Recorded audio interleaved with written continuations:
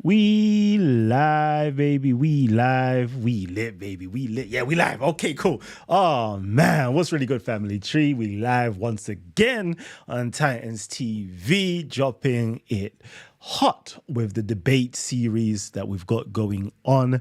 Prove me wrong. Yeah. Did Muhammad exist? Did he not exist? I don't know. You gotta tell me. Or is it? No, Muhammad definitely did not exist. Prove me wrong. I think that's most probably going to be the best way to do it, okay? Because I've spoken to my Muslim friends, and it's looking like they don't want to jump on this. Yeah, they don't want to jump on this.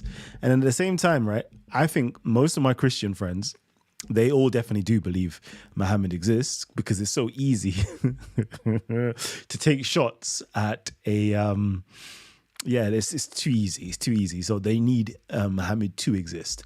So this is what we're going to be discussing today, debating today. I've already done a show, so I'm already tired. If you lot tell me that you do not want to come on and defend your prophet, yeah, I don't mind. I'm not even going to continue doing the show because I'm tired as it is. But if you guys definitely do want to come on and defend your prophet's existence, then come on in and defend. Right? This show is, again, very, very niche. The reason why it's so niche, yeah, is because, see, this is crazy. I don't know. I'm going to drop that in a minute. It's so niche because only a small percentage of the world don't believe that Muhammad existed. I'm looking on DCCI's channel right now. We've got Hatun, and she's actually interviewing, I think she might be interviewing him anyways, but I did see the thumbnail, that the author of this particular book, Robert Spencer, Did Muhammad Exist? An Inquiry into Islam's Obscure Origins. In here, he's one of the first individuals to, openly put forward this idea that Muhammad did not exist. So I guess this is going to be a very niche show because not a lot of people, hold on to that. So let's see how it goes. See, I can already tell by the numbers, not a lot of people are going to be interested in this one. Let me see if I can launch an argument then. I don't think, let's see. If I was to argue that Muhammad did not exist, how would I even put forward that argument? It's quite easy, actually. Okay, cool. The argument for why Muhammad did not exist is that... No. Wow. You put me on the spot. How could I possibly argue that Muhammad did not exist?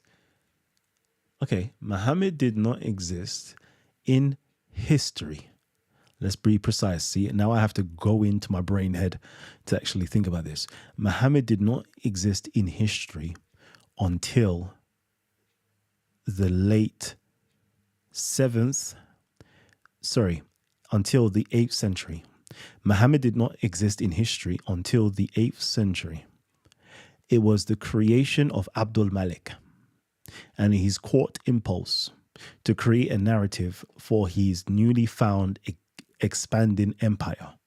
He had to create a prophet that was in rivalry with his Christian people of the opposite empires, Christianity.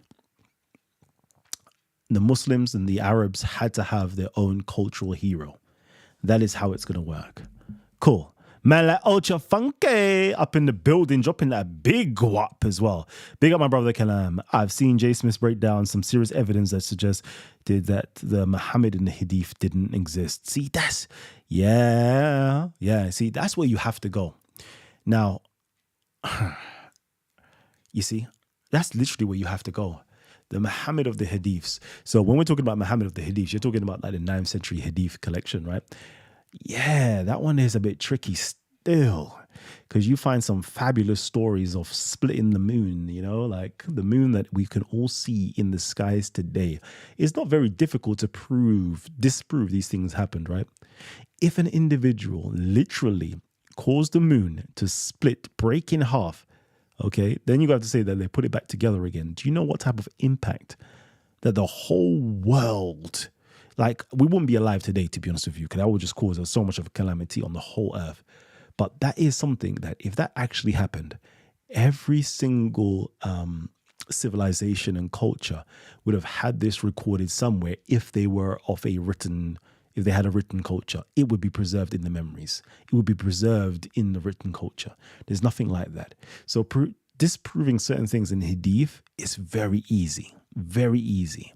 And we could definitely say that, the stories invented in a lot of these Hadith tradition, we know that these things aren't even physically possible. We know that these are later inventions. We know that this, retelling of Muhammad is clearly fictitious. We know that, okay? But can we get into, is there an actual person in history that went by the name of Muhammad? Okay, let me invite you guys in. I just realized I'm just talking when I haven't even invited everybody, and I'm wondering why there's nobody here. Just soon. Okay, there you go. There it is. There it is right there. That's the link, okay? Yeah, there's the link. Is there proof that the proof he existed, Kalam, besides from their religious text? No, there is proof. There is actually proof that he did exist outside of their religious text. Is it Robert Hoyland? Robert Hoyland done a very good job. Robert Hoyland done a very good job seeing Islam as others saw it. Okay, again, a lot of these books, right? I thought I had a physical copy somewhere. I had the PDF. I definitely know I had the PDF. But I think a lot of these books I've actually deleted from my hard drive. Let me just check quickly. Let's see it.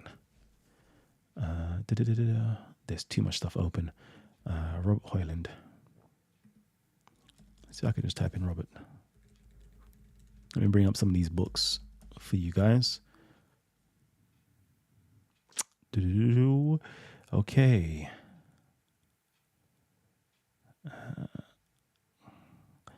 Yeah, I've got too many files open, so this might slow down. My computer's slowing down already. I can literally see it.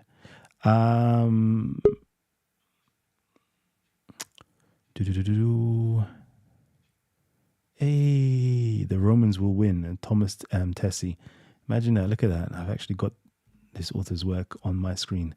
Okay, so we've got who's joined us. Issa the Black Intellect. Peace to you, King. Okay. Cool. So, yeah, we have loads of text to actually substantiate the existence of Muhammad. There's a lot of Syrian writings. There's a lot of other writings. I can't remember everything right now from the top of my head. There is a lot to suggest that the Prophet of Arabia did actually exist based upon external literary sources. 100%. There's information on that. But you see, this is the time where I want the Muslims to come forward. Or not even the Muslims, like the true historians of our community to come forward and say, yeah, boom, this is what it is. Like, we can prove that Muhammad existed because of X, Y, and Z. And we can have a great conversation, but I don't know. I don't even think Christians and Muslims can actually prove. I'm going to stand up on it. I really don't think Christians and Muslims can prove the existence of a historical Muhammad. I think the only way they're going to do it is to prove the existence of the traditional Muhammad. The Muhammad of Muslim Arab historiographers. You're only going to be able to do it via that, or Muslim traditionalists, people that give you akhbars or hadiths and traditions. That's the only way that most Muslims and Christians are going to be able to prove the existence of Muhammad, because they don't know any other way. And I would love for them to actually get a bit more clued up on history, get more clued up on historical analysis, get more clued up on what we look for in history to actually substantiate a historical figure. Do we have any monuments, yes or no, of the Prophet Muhammad? Do we have any epigraphic information of the Prophet Muhammad? Do we have any literary sources that ties him to anything? Yes or no? Do we have any secondary sources? Do we have any, even if it's in your own stuff, do we have any intertextual criticisms that we can use to even, strengthen the claim that he was a person in existence in a certain time frame? Like, these are the things that we really need to get to know, like the methodologies, the tools, carbon dating, even all these things. Like, I wish the Muslim and Christian communities actually got hip to academia. I really do. But we'll see. We'll see what happens. Again, I'm happy if nobody is speaking, because that means I get to come off early. Is not Muhammad a title meaning praise one? Okay, I will tell you, based upon South Arabic epigraphy, it means the praised one, yes. According to Islam, I'm pretty sure they have another meaning. Okay, I'm pretty sure in terms of Arabic, there will be another meaning. Okay, Muslims can. Okay, cool. Isa, since you're the only Muslim that's here with us, what do you have to say? Did Muhammad exist? Yeah, definitely. And despite, I agree using the external means to the Islamic sources for verifying his existence. Um, what would you say if someone said to you? Because I mean, not everyone is inclined to do a lot of the research that we do. So a guideline would be, um, what would be the purpose, or how would it even happen to have a whole group of people that claim to be the descendants of somebody that didn't exist? What would be your response to that? I think that's quite easy. I think that you can create a myth, and then to tie yourself to the hegemony or the ruling class, you could say you are the son or daughter or whatever else of those individuals to put yourself in a place of authority. It's quite simple. I think the Greeks used to do it. The Romans used to do it.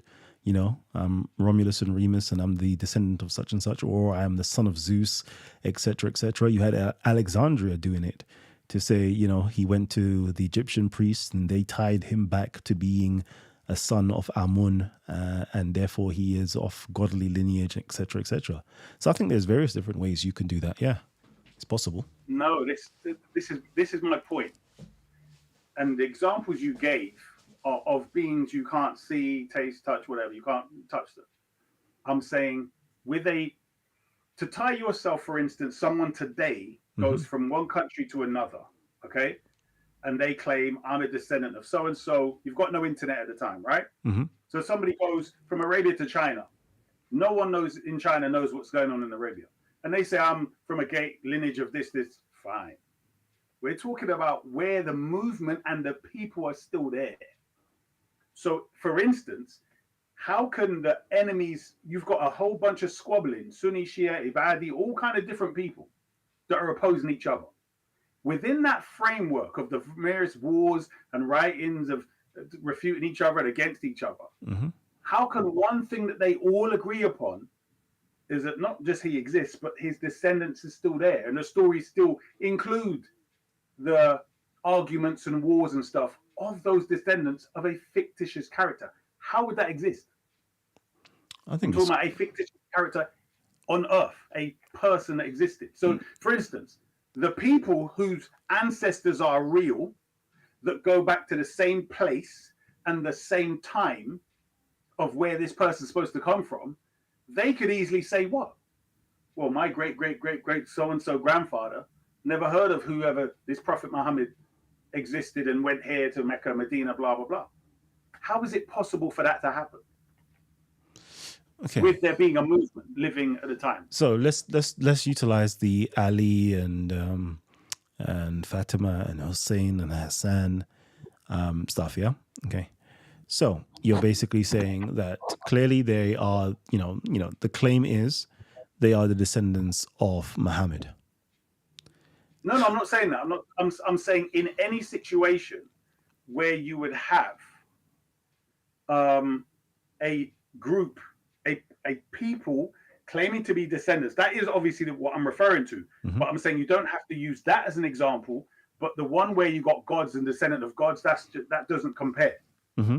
So, like I gave the example, if you're in China Yeah. and you come from another country, you can say whoever you are. Yeah. But if the people there, yeah, go ahead. I think, well, if we look at every single caliph, right, they all seem to claim that they are related to the prophet in some manner.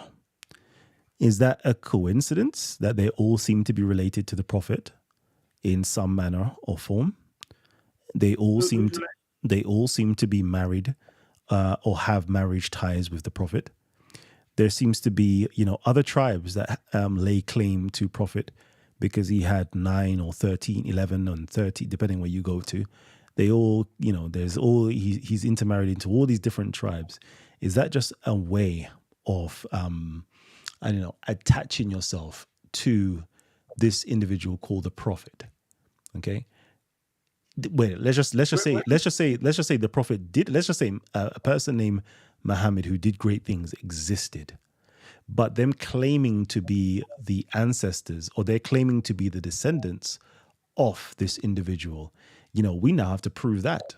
How do we even prove that they are actually indeed the descendants of Muhammad? That's what I'm saying. That's a further step. Mm-hmm. I'm saying within the framework. So you've got the people living. So you've got the inscriptions Mm-hmm. of people who were claimed. When you get to the coins and so on, 100 years later, right? Especially in Abdul Malik's time, right? Mm-hmm. So you've got all of these proof that somebody called Muhammad existed, or at least they're claiming somebody called Muhammad is who they follow. You've got this Quran, etc. But at the same time, you've got a whole group that claim to be the family of Prophet Muhammad, while the others are claiming they're not. So when you said the caliphs, which caliphs? Umar didn't claim to be related to Prophet Muhammad. Abu Bakr is only related, if you want to call it, through marriage of Aisha, and there's no kids. Yeah, but so who are you talking about? Omar married his daughter to Prophet Muhammad, Hafsa. Yeah, but there's no And then kids. So and then the Abu Bakr married his daughter. His daughter to Abu Bakr. Hold on. And then when you go into let's see, Uthman now has married. Sorry. Now, see, everybody else married their daughters. The earlier ones married their daughters to the Prophet, right? But now we have the Prophet marrying his daughter to the next two caliphs. So Muhammad married his daughter, two of his daughters even, I believe it is the story, two of his daughters to Uthman. And then Ali, is now married to one of the daughters of the Prophet Muhammad. So, is this really true? Or is this just a story? The first two were, married their daughters. The next two were married to the daughters of Muhammad. So it's like, And then all of these children never survived. But the real one is the Alids, because their children survived in the form of Hassan and Hussein. Mm-hmm. So it's like, okay. We can see there is an evolution. One could argue there is an evolution in the story of claiming, genetic relationship to the Prophet. But here's the problem. How come the people that oppress this specific, it's the way, in fact, it's the weirdest thing, because what you put forth was that the people who were in power are the ones claiming to be descendants of gods and great descendants and so on, to legitimize their claim, which is what has been happened with kings later on throughout the world under Islam. Yep. Even the Turks claim to be descendants of Prophet Muhammad, or at least Hagar and Ishmael. So the thing is, with this being the case, the people oppressing the family of the Prophet to the point of murdering his grandson and grandchildren, none of them disputed that this is the descendants of the Prophet, and none of their descendants disputed that there is a Prophet Muhammad and his family, and these people that they're still oppressing are his descendants. How does that work? People that wanted to smash up Islam, the Umayyads, that went on, because you agree that Umayyad group existed, correct? Yeah. Okay. Do you agree they had an ancestor, Abu Sufyan, and so on? I don't know. We can't prove a lot of these things, but we could definitely prove that there was definitely a Muawiyah. We could prove that there was the Marwanids. They can prove, all of the other ones. Sorry. You agree we can prove there's Muawiyah? Yeah. Yes? Yeah. Okay. Can we also prove there's Imam Ali? Yeah. I think there is evidence to suggest there is an Ali, yeah. Okay. So if we can, I mean, this is easy as hell, man. So let me get this right. The Umayyads that are trying to murder the family of the Prophet, they also buy into the fact, or the idea, a fake idea, that these are descendants. Think about it this way. If you're trying to murder this group of people who claim to be that they're the lineage of the Prophet and trying to preserve his lineage and claiming that they're supposed to be the rulers, wouldn't the easiest way to just be like, you know what? They're actually not the descendants. This Muhammad didn't exist. Or you can still say exists, but just say they're not his descendants. Why has no one tried that from any enemy group? How come, bro? One could argue that, once a myth has circulated so far, it's pointless to trying to debunk it like that. Let's try another way of getting at the, destroying them. One could argue that. So, for example, let me give you an example. Let me see if this will fly with you. For example, you have the Zubairids, right? The Zubairids. Yep. They have all their propaganda to do with Aisha, and Aisha is the mother of the believers, and Aisha is the wife of the Prophet, and Aisha is the most beloved of the Prophet's wives, etc., etc., etc. Right? That was to obviously fight off the other political, people vying for political power, because they may be the wives of the prophets. They could be the other wives of the prophets. So everybody's trying to claim that. Yes. Now you have the Alids who also claim, but they have a better claim now. They have a better claim. They claim they're not even not just the wife, they're actually the daughter of the Prophet Muhammad. And I'm not even just the husband of the daughter of the Prophet Muhammad. I'm actually his nephew too. That's even a greater claim. Like there's a lot of these claims. First cousin. There you go. First cousin. So there's all of these claims that's floating around. Maybe that claim has gotten so popular that trying to debunk that is going to be a difficult one, because these people are all the way in Iraq. You now have to go all the way to Medina to, find a shaykh in Medina who knows genealogy to now say, no, it isn't. There's all of this that could be happening. I'm not even going to tell you that I'm agreeing with what I'm saying or disagreeing with what I'm saying, but there's so many different possibilities.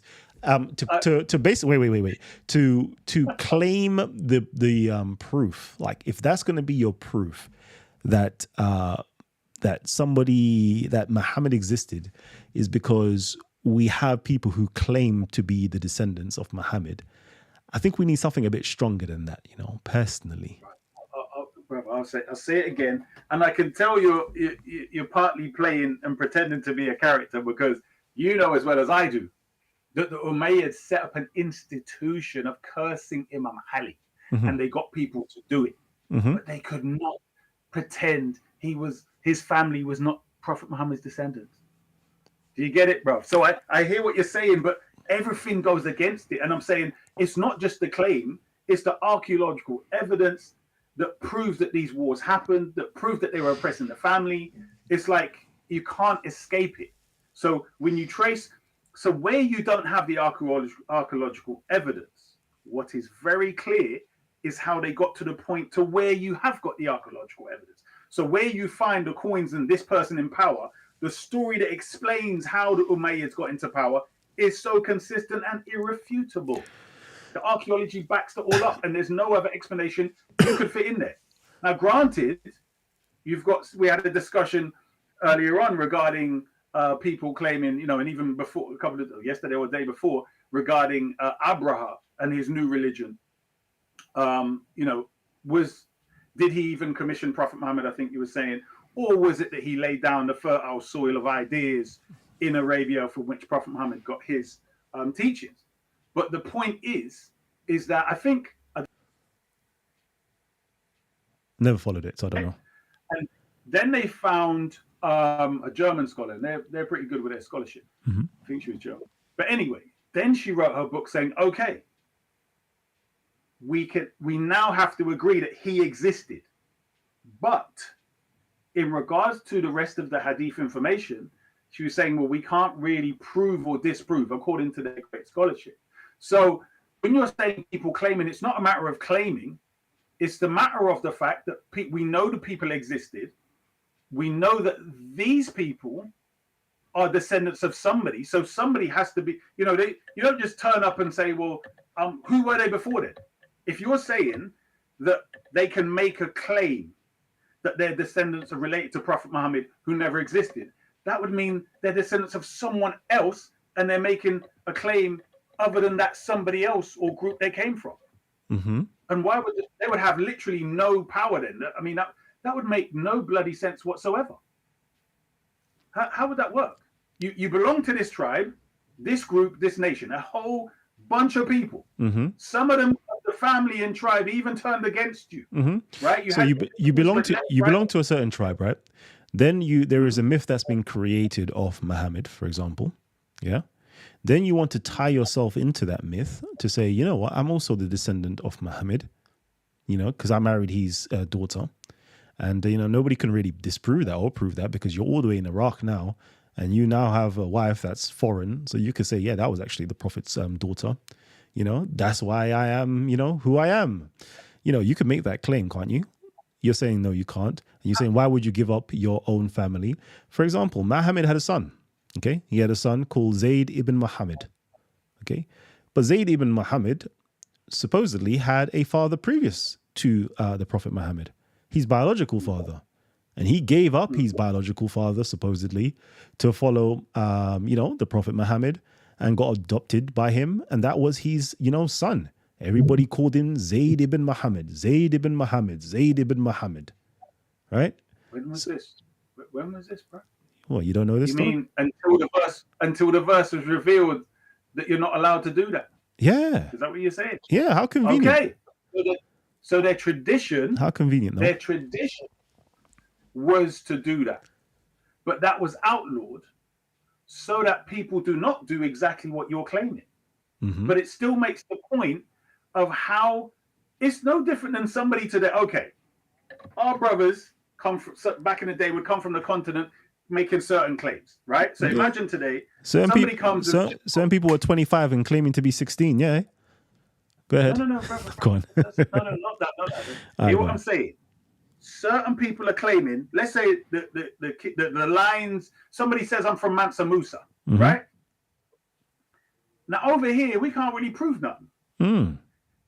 The people from Mansa Musa who are really there now bring all the evidence to say he's not, or to say he is. Mm-hmm. So I'm saying if the enemies also confirm that he is, but then say he went astray and so on, this particular issue, you can't get rid of it, that he existed if his descendants exist.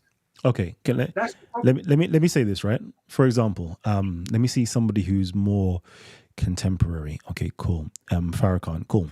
Let's use Farrakhan. Okay, I could claim, that I'm Farrakhan's son, his lost son, right?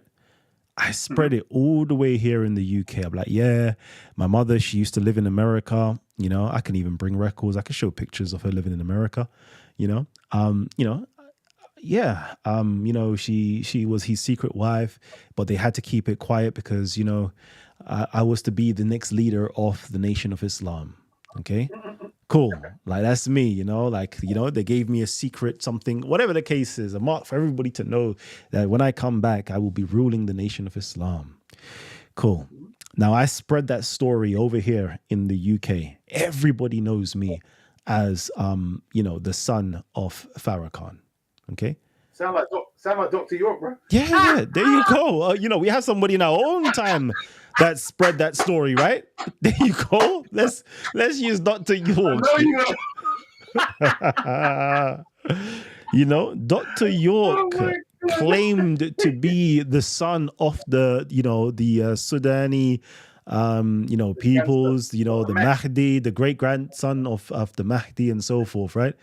And everybody in America believed him. Everybody over in Europe and everywhere else that followed the Nawapian, the Islamic school, I can't remember the name now.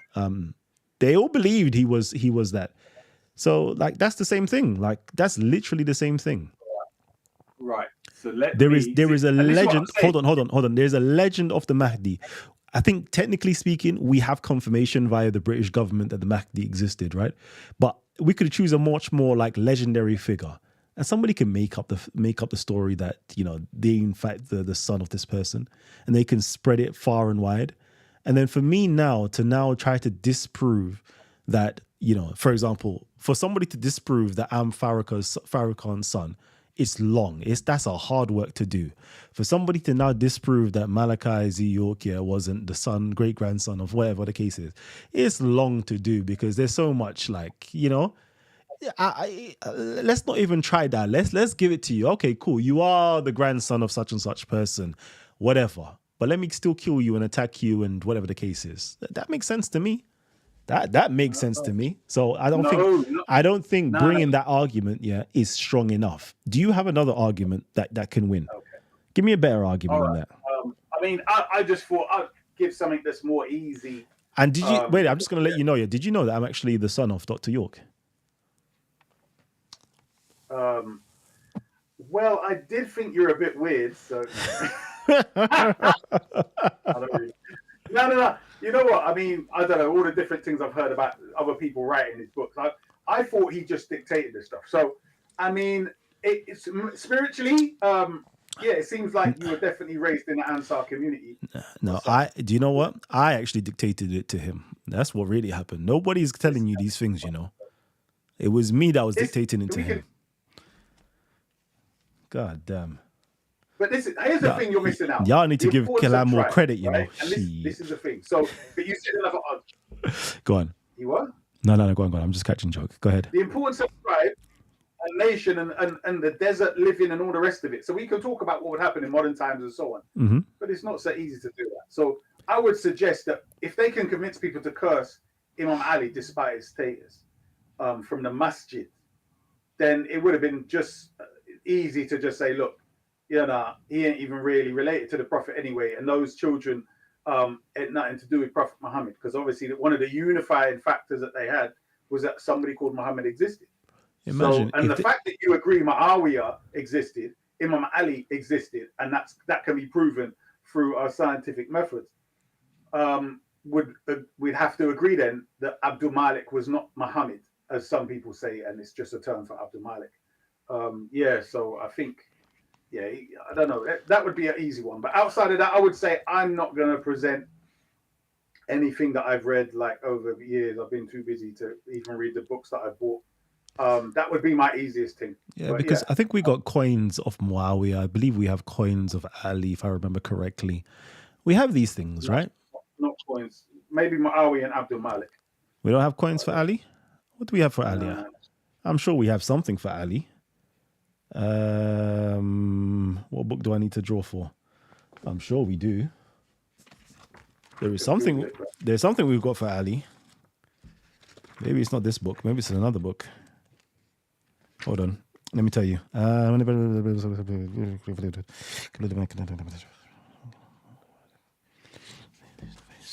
Making sure that whose facts of a personality? You seem like you ain't got no show evidence for what? He's agreeing. He just disagrees that it proves. He agrees with the people. He just says that doesn't necessarily become a strong argument as to why Prophet Muhammad exists. So there's no evidence I need to present.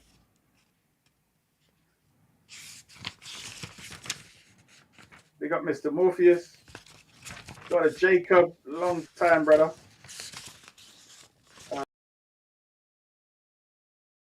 We got Ultra Funky. What's that, my brother? You still like to cause some trouble? Sorry, bro. No, I'm just seeing if I've got anything on here. Meanwhile, back in Medina, an altogether more dangerous adversary had been biding his time. Ibn al-Zubayr, as grim and austere as ever, had very publicly refused to take the oath of allegiance to the new Amir. As a result, he, rather than any relative of Ali, had emerged as the most prominent opponents of the Umayyads. Tempers in the Medina were not helpful by the fact that Yazid representative in the Oasis. Okay, cool. But give me something of to do with Ali. I'm sure Ali is somebody who is historic, I'll have to find it. It's people can't disagree. Scholars can't disagree he existed. Mm-hmm. But it's mainly because of the other evidence where, you got a jigsaw puzzle. It's the only thing that fits in. This thing has happened again where I can't even hear you. Is it me?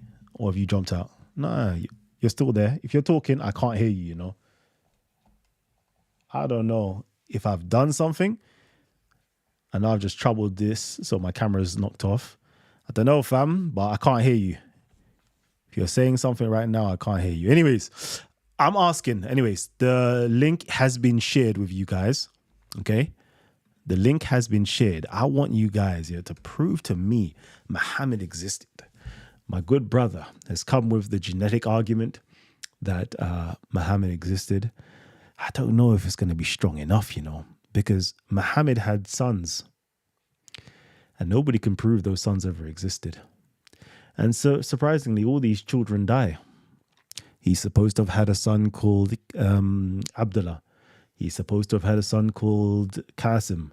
He's supposed to have had a son called Tahir. He's supposed to have had a son called Tayyib, I believe. Okay, we have all these sons. But because there is a verse in the Quran that says that Muhammad is not the father of any of you men, surprisingly, all of these children are dead. None of them exist.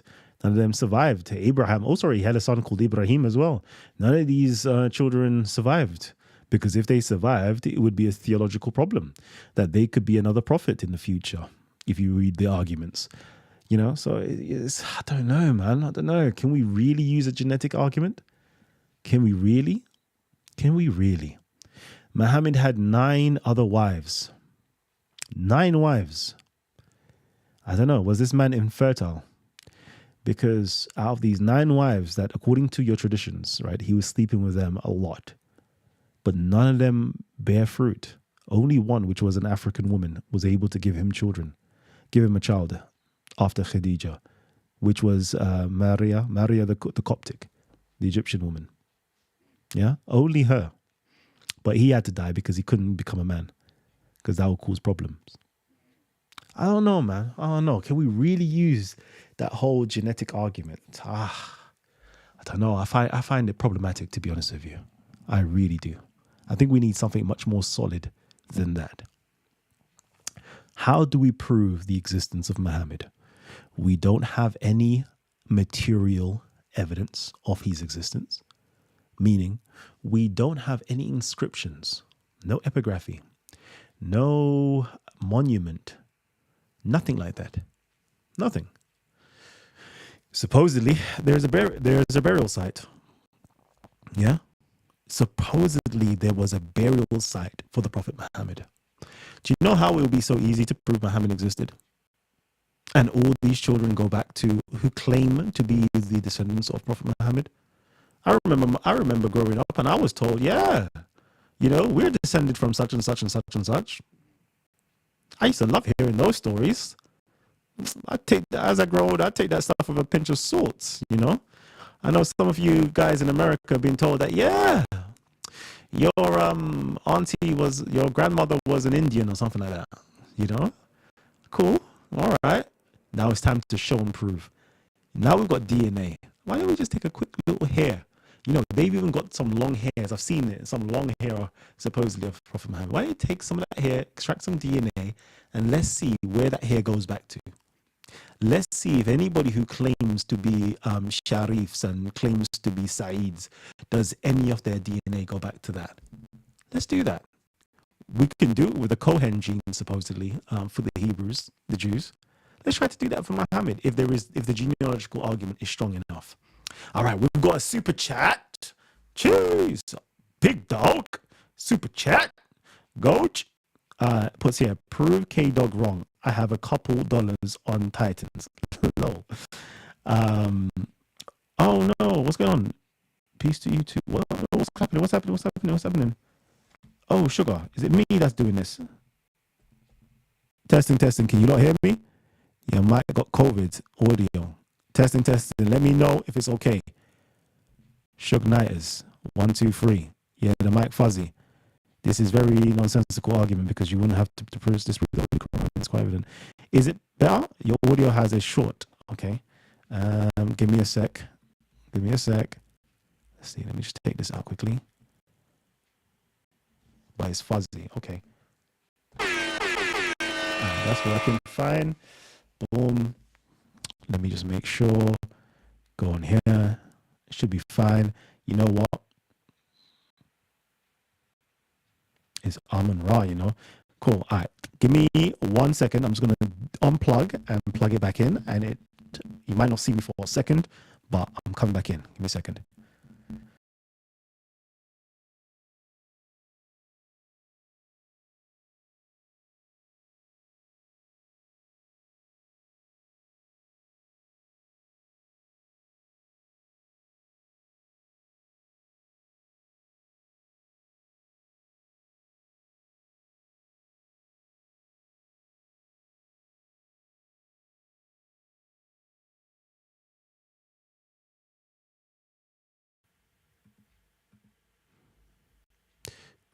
Testing, testing. 1, 2, 3. Let me know if you lot can hear me, if it's still buzzing or not.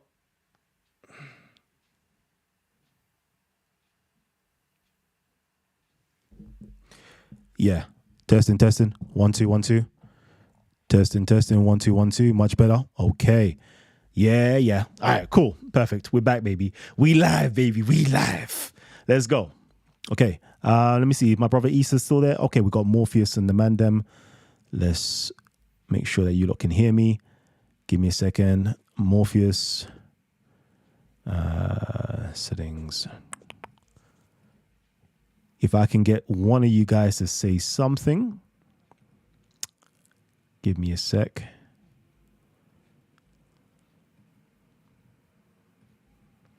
Yeah. Can you not say anything? Oh, no, you lot can't see me. Can you not say anything? There you go. Yo, right. Peace. Peace. So, what are you telling me, Morpheus? Peace. What's up, family? Yeah. Man, I'm upset about this right now. All right, come on. Because this right here is a great topic. We need more viewers, man. Come on, y'all. Y'all got to share this show. Everybody got to share, invite people in. Come on, this is great. There you go, man. Come on, man. Family, I we're missing the days when we used to have 400-500 people on the live stream. I know I've been missing for some time, but you lot are the ones that's gonna help bring back this channel. Bring us back. We got to do that, man. Come on. I bet you if we was talking about goddamn Diddy, it'd be 2,000 people here. It's true. You know what I'm saying? Stuff that don't even matter. None of it don't even matter to the world. You know what I mean? If we was talking about that, it'll be jam packed. But this is a great topic. You raised some good questions, and my brother that's on also he got some good points. Mm-hmm. So that's why I said this is good. I like this. So I'm enjoying this. Personally, I don't even want to be on debating this topic. Okay, I want other people to be on debating this topic. Okay, because I'm meant to just but let be me ask you this chilling. question, Kalam. Yeah. Right? If you don't mind, let me ask a question. Mm-hmm.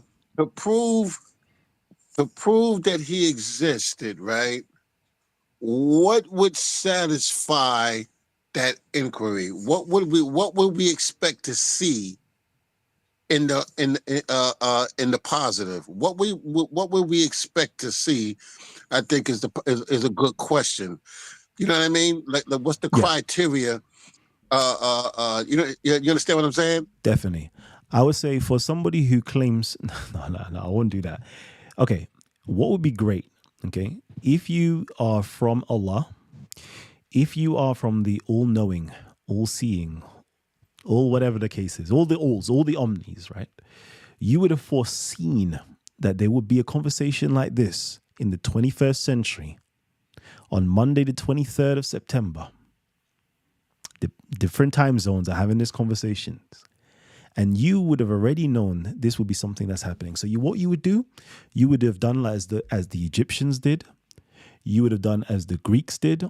You would have done as the ancient Arabs did. And you would have carved your name into the annals of history. Carve your name in stone. Write in stone all across, the regions that you supposedly ruled, right? This is Muhammad, the messenger of Allah, who brought such and such and such and such and taught the tribes the oneness of God. You would have had that posted. If you was a ruler, yet again, if they claim he was a ruler, right? You would have had your seals, your stamps, right? You would have had your letters that you said you posted all the way to the different Persia and the Byzantines and so forth, you would have had the records. If this is something that the early community knew about, they would have preserved your records for us for this day and time. There's so much you could have done. But that's just saying that if you was all this great stuff. But if you were just a person who was, phenomenal in history, I think other people in history would have written about you. So you would have gone into the literary sources of the Egyptians, the Arabs, the Byzantines, the Persians. Everybody may have written about you because you've done something phenomenal. That's one. The literary sources. Then we can go into, again, archaeology. Did you leave any monuments, anything behind, any material culture behind as well? Then we can go into your works. Supposedly, the Quran it's attributed to Muhammad. Okay, it's supposedly Muhammad is the author of the Quran. This is all supposedly. If it's true, we would have loved to see that. You have a mushaf, a Quran, with your signature, your authentication to say this is you, dated at a certain time. Muhammad writing in the year 632 AD. We would love to see that. Give me something to let me know that you're a historical individual. That's all. That is all. Talk to me. That's good. That's good. That's good. yeah, because you set a criteria. You set a criteria. Yeah. So, with that being said, right, let's compare. Is there anyone else in history that we accept as existing that? Say it again. Is there anyone in history that we accept as being real and existed that didn't do monuments, that don't have coins, that don't have, you know what I mean? Those things. Is there anyone that we accept as being real that don't fit that parameter? Yeah, well, if we're gonna do like for like, right? Let's do like for like in terms of a religious figure who claims to be somebody in the last, let's do the last 2,000 years. So we have Jesus is another individual. So let's go for Jesus. Jesus is, he's not like for like, but he's good enough. Right. Okay. Keep going. I like this. Keep going. Yeah. So, I think, and it's good to use Jesus because there is a whole science, what is called textual criticism that's been created to kind of figure out about the historical Jesus. What can we know about the Jesus of history? Not the Jesus of mythology or the Jesus of religion, but what do we know of Jesus of history? So what they tend to do is utilize intertextual criticism. So they see that, these particular gospel books, let's say they're written within the first 100 years of Jesus. They can date it. Okay, we can see in there the temple is not there. So therefore, this would have happened after 70 AD. Oh, we have Paul's writings. This happened before 70 AD because Paul is talking about going to the temple and doing sacrifice. All right. Okay, So I'm sorry, Kalam. I'm sorry. I'm working at the same time, so forgive me. No so let's reframe it. Let's reframe the question. Is there evidence for Muhammad or for Jesus? Let's frame it like that. Is there more evidence for Muhammad or than for Jesus, or is that how you want to say? Me? Yeah, go ahead. Say again. Or Jesus? Yes. Yes. And you know what? Yeah, the most staunchest critics, actually say that there is more evidence for Muhammad than there is for Jesus. But I would love to see if Muslims could actually come with that evidence. See, I'm giving people gems right now, The most staunchest, let me repeat this, the most staunchest critiques of Islam and Muhammad claim that there is more evidence for Muhammad than there is for Jesus.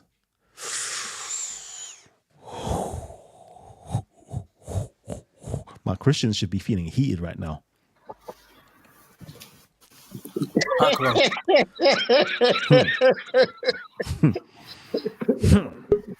They tight right now. Yep. How's it going? That's good. Can you guys hear me? Oh, Yeah. hello. Can you guys hear me? Yeah, I can hear you, Midas. Yes, my Yeah, brother. I'm not. How's it doing? How you guys doing? Good. I've been looking into. Oh, I've great. been again. I'm not a Muslim. I'm not a Muslim. But I've been looking into this topic a bit briefly recently, and from what I understand, well, there's a few things here. Yeah, because you were talking about initially, you're talking about like the greatness of this. There should be something that would show the greatness of Islamic culture, right? Mm-hmm. That would be one evidence for you. From what I understand, or at least the claim is that Muhammad was the most documented man in history. Is that true? The most documented man in history.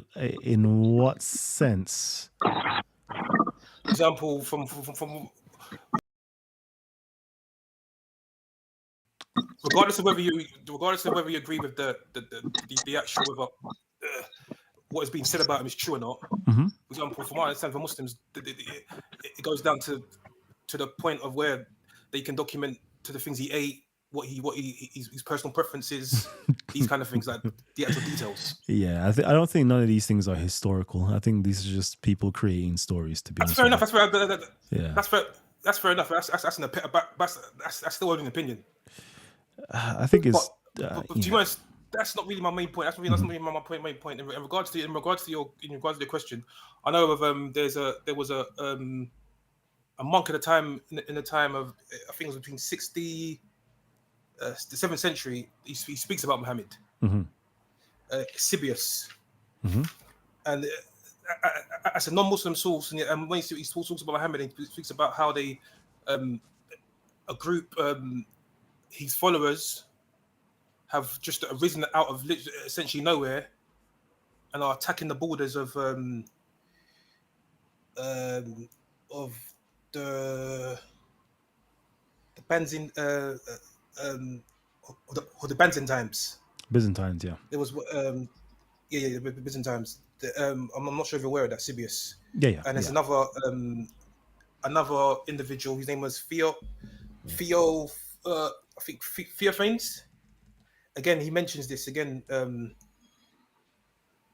about a new uprising, and again he mentions the users.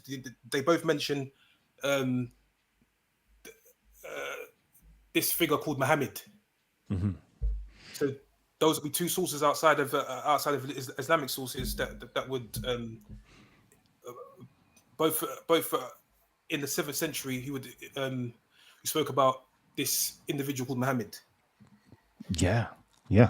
Well done. I love that a non-Muslim has come onto the platform to provide evidence that Muhammad actually existed. Muslims. And also to my last point, stand up. And also to my last point as well. I think you probably would agree with this as well. From what I understand is, according to most scholars in the field of the historicity of Muhammad, I think it's the general opinion that he did exist, but the issue is them agreeing on the actual details. Yeah. So there is a certain, in terms of academia, there is a certain things that they say that they all can agree upon in terms of his existence. But yeah, there are certain things that they just can't. Let me do this actually. Let's see if I can actually bring up the sources that you're talking about, okay, for people to see. Because I want to help my Muslim brothers and sisters out to defend their religion, to defend their faith, to defend their position. Here we go. So, front cover, no, title page. Come on, give me something. There you go. This is a book that I would encourage you guys to get, okay? Muslims or non-Muslims alike. Let me see if I can move my face a bit. Let's see, let's put me up here like this. Cool. Yeah, here you go. So this is a very good book by something Hoyland. Robin Hoyland, what's his name? Sorry, there it is. I'm tired. Sorry, forgive me. I've done a show earlier on today. I'm tired, okay? Forgive me. And I've been working today. I'm tired. Right. Seeing Islam as others saw it. Okay, a survey and evaluation of Christian, Jewish, and Zoroastrian writings on early Islam by Robert G. Hoyland. Okay, over here, it's perfect. Part 1, historical background. Let's quickly go into it. So, this is it right here. Let's go into the first one, Greek sources. Let's go into the Greek sources. So we have...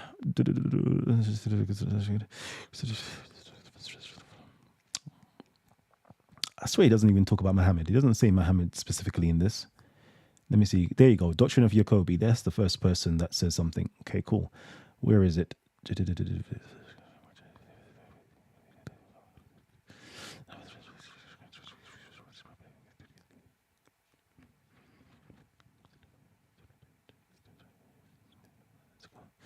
Cool. Okay. Okay, cool. All right, let's actually see if we could read it out then. Cool. Let's read it out then. All right, cool. It says here, Justice had heard of this prophet and of how the Arabs had killed a certain candidatus, that is, a member of the imperial guard from his brother Abraham in Caesarea. He reported, when the candidatus was killed by the Saracens, I was at Caesarea and I set off to the boat of Sicyam. Bro, I'm tired, man. You don't want to read this stuff? Anyways, let's get to the good parts. Anyway, he is false, for the prophets do not come and armed with a sword. Truly, they are works of anarchy being committed today. And I fear that the first Christ to come, whom the Christians worship, was the one sent by God, and we instead are preparing to receive the Antichrist. Indeed, Isaiah said that the Jews would retain a perverted and hardened heart until the earth should be devastated. But you go, Master Abraham, and find out about the prophet who has appeared. So I, Abraham, inquired and heard from those who had met him that there was no truth to be found in the so-called prophet, only the shedding of men's blood. He says also that he has the keys of paradise, which is incredible. See, this is Christian language here, Yeah. So that was in 634. He's writing. Let's see. Yeah. This is the Doctrine of Jacobi, written in 634. So, that is. Oh, sorry. I just want to say hello, Callum. Hello, everyone. What's good? Well, is that predicting the prophet to come, not at the time of Muhammad? I can't remember. I don't know. You might know better than me, man. I'm tired, man. Well, no. It's just that you just said it was 634. 634. Yeah. They said so right here. Not 634. Yeah, 634. Oh, 80. 600. Sorry. 80. Yes. It says here, when the candidatus was killed by the Saracens, I was at Caesarea and I set off by boat to Sycamia. People were saying that the candidatus has been killed, and we Jews were overjoyed. And they were saying that the prophet had appeared, coming with the Saracens, and that he was proclaiming the advent of the anointed one, the Christ who was to come. I have arrived at Sycamia, stopped by a certain old man well versed in the scriptures, and I said to him, "What can you tell me about the prophet who has appeared with the Saracens?" He replied, groaning deeply, "He is false, for the prophets do not come armed with a sword." Truly, they are work of anarchy being committed today, and I fear that the first Christ to come, whom the Christians worship, was the one sent by God, and we instead are preparing to receive the Antichrist. So, in 634, there was a prophet alive with the Saracens, who are known to be the Arabs. And they were looking forward to the Christ. Yeah, but this was what people said. I mean, the thing is, there are lots of prophets back then. Even the time of Jesus, there was lots of prophets, lots of messiahs. If you look into the works of Reza Aslan, I think it was book Zealot, that he wrote about life and times of of Jesus as a historical human being, he said there was lots of people who claimed to be messiahs and prophets. People were popping up all over the shop. Mhm. So to hear of someone to say that there is a prophet with the Saracens, it still isn't evidence of actual existence. It could be that, like you said, if they had made up the story of a prophet in order to prop up their, to bring the tribes together in order to create the caliphates, which kind of came about after the death of Muhammad, then maybe that's the reason why you would hear of a prophet, but you actually see a prophet or have any kind of physical evidence. Now, one thing I wanted to just point out, because I don't want to hog too much time, there is a Channel 4 documentary that was made by a guy called Tom Holland, not Spider-Man, another Holland, and he actually was extremely controversial because he went out to investigate to see what is the actual physical evidence. There you go. This documentary was extremely controversial, and he got Channel 4 into a lot of trouble because of the fact that he couldn't actually find kind of credible evidence. So yeah, I mean, if that's the case, then maybe our little chat here may end up somewhat futile, because I think better men have tried and failed at this particular question. Indeed. So that's why I'm waiting. Can my brothers and sisters, I'm waiting for you guys to prove the existence of Muhammad to me. I'm tired though. Okay. Just to respond to that, I do think from memory, I do remember it was actual a reference to his name, Sibius. What was that you were reading, Callum? Sorry. The book that I'm reading is seeing Islam as others saw it, or something like that, by Cool. Robert Hoyland. Robert Hoyland. Robert Hoyland. Yeah. Okay. And he's got all the sources in there. So I say again. I said he's got all of the sources of when Muhammad, these prophecies, these accounts that could be related back to Muhammad. Because I'll just see if I can find it. Actually, it says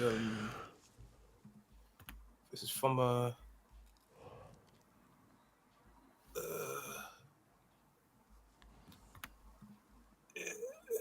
think I read it somewhere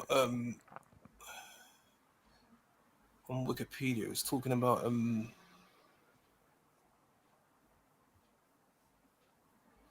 it says another account of the early 7th century comes from Sibius. He was a Armenian bishop of the house of Bokartuni. His account indicates he was writing at a time when the memories of sudden eruption of the Arabs are fresh. He knows Muhammad's name. Okay, cool. Let me. He was a merchant. Yeah, let me put that out there for you then. So this is it here. Cool. Yeah, sure. Can you see my screen? No, you can't. Can you? No. All right, you have to watch the live stream, because we can't see it through cool. StreamYard. All right, cool. I'll read it out. I'm trying my best not to. I'm being lazy. Okay, cool. In January, the people of Hims took the word for their lives, and many villages were ravaged by the killing of the Arabs of Muhammad. And many people were slain and taken prisoners from Galilee as far as Beth. On the 20th of May, Sakila Ra went from the city of Hims, and the Romans chased them. And the 10th of August, the Romans fled from the vicinity of Damascus, and there were killed many people, some 10,000. And at the turn of the year, the Romans came on the 20th of August in the year 947. There gathered in Gabitha a multitude of Romans, and many people of Romans were killed, some 50,000. So we have, that's the account of Sabius on the front leaf of a 6th century Syriac manuscripts containing the Gospel according to Matthew and the Gospel according to Mark are ascribed a few lines about the Arab conquest, now very faint. The following entries are the most readable. So yeah. Question, but what does that establish? It establishes that Muhammad was present and he killed people, and then he attacked, went into Syria, and done all this stuff. That's about it. In what year? I don't know. It doesn't say right here. I think they say 636 here, but I'm not trying to do all the hard work, man. Like, y'all need to just let me live, man. That sounds. Hold on, real quickly, That yeah. sounds a bit out your foot. Hold on, real quickly, yeah. I just want to say this, yeah. You see these debate shows here, yeah. I'm doing it not for me to be debating, you know. I'm doing it for you not to jump on the panel and debate and discuss these topics. I want to take a back seat. I don't want to be sharing nothing on the screen. I don't want to be reading nothing. I'm letting everybody know. Okay? I'm tired, man. I'm tired. Doing too much work. I'm doing too much Well, work. Alan puts in the work. So. Come on, man. You know you compiling all of these arguments and you're collating it. Man, I'm tired. No, I'm being serious. I'm actually tired. Hold on. Let me just actually share my screen. Do this sharing screen. Can I do this? Oh, yeah, perfect. It's sharing the screen here. Perfect. Cool. There might be an echo. So let me just do this and mute my mic, and the whole floor is for you guys. There isn't an echo, but you're not sharing your screen. No, I'm not trying to share my screen. I'm sharing my screen to the YouTube so they can see you guys. But I'm coming off now, and then you lot should be able to share your screen via StreamYard. Okay. And yeah, talk, man. Talk. Okay, I just wanted to quickly just point this out. Now, this was quite interesting to me. There is a famous letter written from the Yazgard III, the Persian king of the Sassanid king of Persia to Omar bin Khattab, because Omar bin Khattab wrote a letter to him saying, "Give up on your Zoroastrian pagan worshippers and come and join Islam." The funny thing is, in that letter that he wrote to the Persian king, he talked about worship Allah, the creator of the world, worship Allah and accept Islam as the path of salvation. He never mentions Muhammad in any of this text. And I don't know if that is a point of interest or not, but even in the, later on, the Shahada, they introduced the name of Muhammad in the Shahada, which a lot of people say that that wasn't the case at the beginning of Islam. The Shahada didn't include Muhammad, then they included Muhammad later down the road. And so if Muhammad's prophethood is so important to the Muslims that he's even included in your oath of allegiance effectively to Allah, then why wouldn't Omar bin Khattab mention Allah and Muhammad being his creator in a letter that he wrote to the king of the Persians to say, now you have to come and accept Muhammad, Allah? I don't know. I'm just pointing it out as a point of interest. So what are you trying to say? This goes to the whole question of why isn't Muhammad, why isn't there any good definitive evidence for Muhammad, inarguable evidence for the existence of Muhammad? For me, it's just another sort of, if you like, another nail in that coffin. That even Omar bin Khattab, at the time of his height of his caliph, where he was invading Persia, he was actually said to invade Persia and many other places. He wrote a letter to the Persian king to ask him to surrender, essentially. But he never. I mean, I can read the letter if you like. Yeah, go on. He never what? He never mentioned Muhammad. I mean, What do you mean? Fair enough. Wait, hold on, brother. Wait, hold on. So him not mentioning Muhammad, peace be upon him. What are you trying to allude to?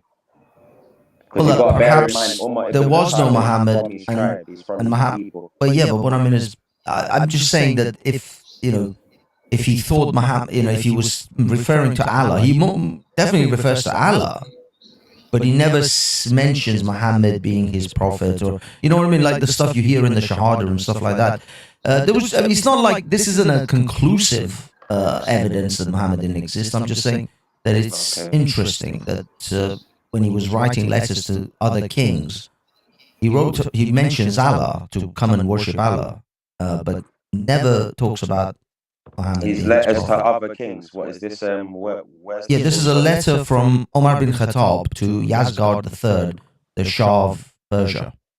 What is this coming from Islamic source? This is historical letters of Yeah, I know. I'm just asking, is it coming from an Islamic? Well, this is actually these letters are held in the English Museum, History Museum. Yeah, but so is it the letters is, how can I put it to you? Is the letter, has it got anything to do with Arabic? Yeah.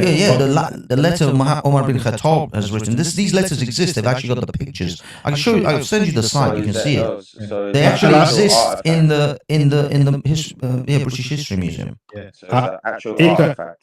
Yeah, Akon. Here's the problem. What the brother is trying to inform. Wait. Before you speak, Primer. Wait. I wanted to even ask him. Are you Shia, by the way? I am an atheist. He doesn't. He didn't even. If anything, I'm a Zoroastrian Persian. Because of the picture on his thing. Oh no, that's an AI generated. But I mean, if you like, you can call me Ayatollah Banksy if you wish. But it's just a piss take. Yeah. So Akon, here's the problem that we have, right?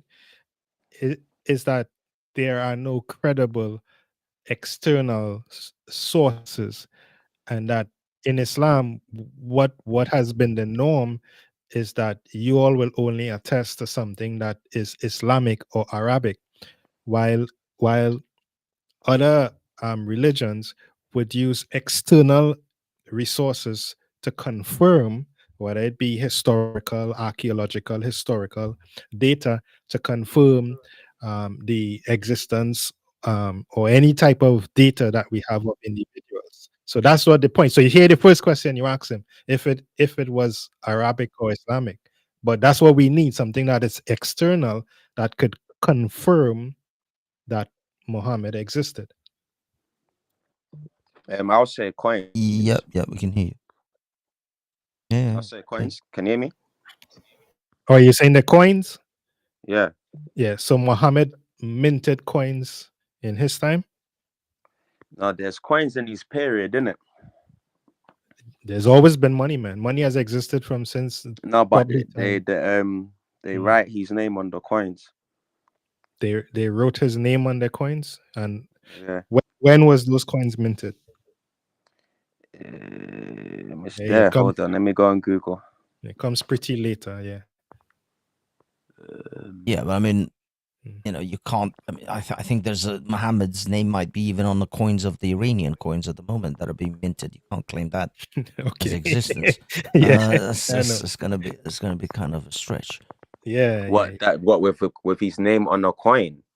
No, what we're saying is that. Hold on, I'm even trying to find the source now. I've got it here. Hold on. No. What he's trying to tell you is that I've got the source. There are some places that have Muhammad's name still on coins, but that doesn't mean that he existed.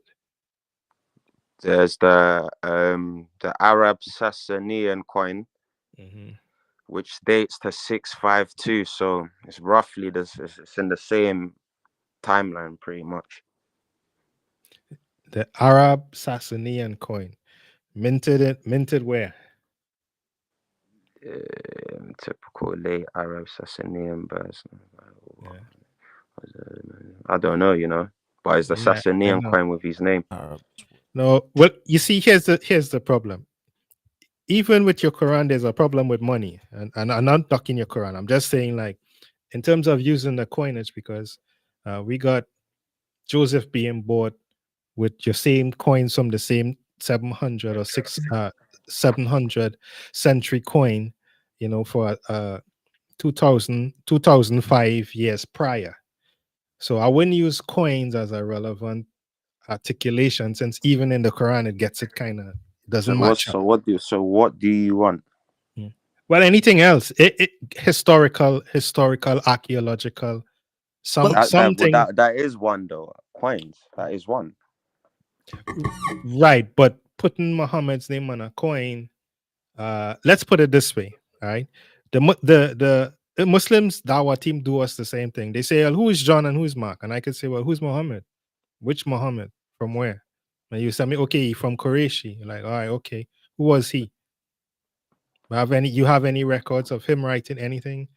It's the same argument that you all use against us with our gospels, and we can say, well, okay, establish Muhammad and his existence.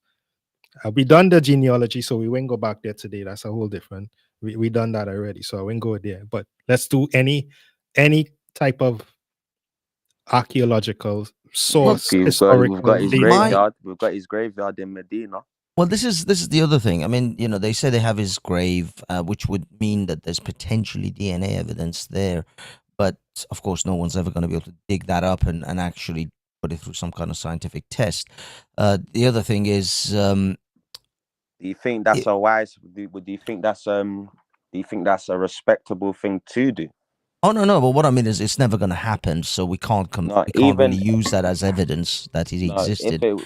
But because it's not happening, would you use that as evidence to say, "Oh, he don't exist"? Well, you're using it, but here's the thing, right? Where did Muhammad die? Wait, no, I wanna. No, I'm using your argument, right? I'm trying to get of what the grave. The guy is saying.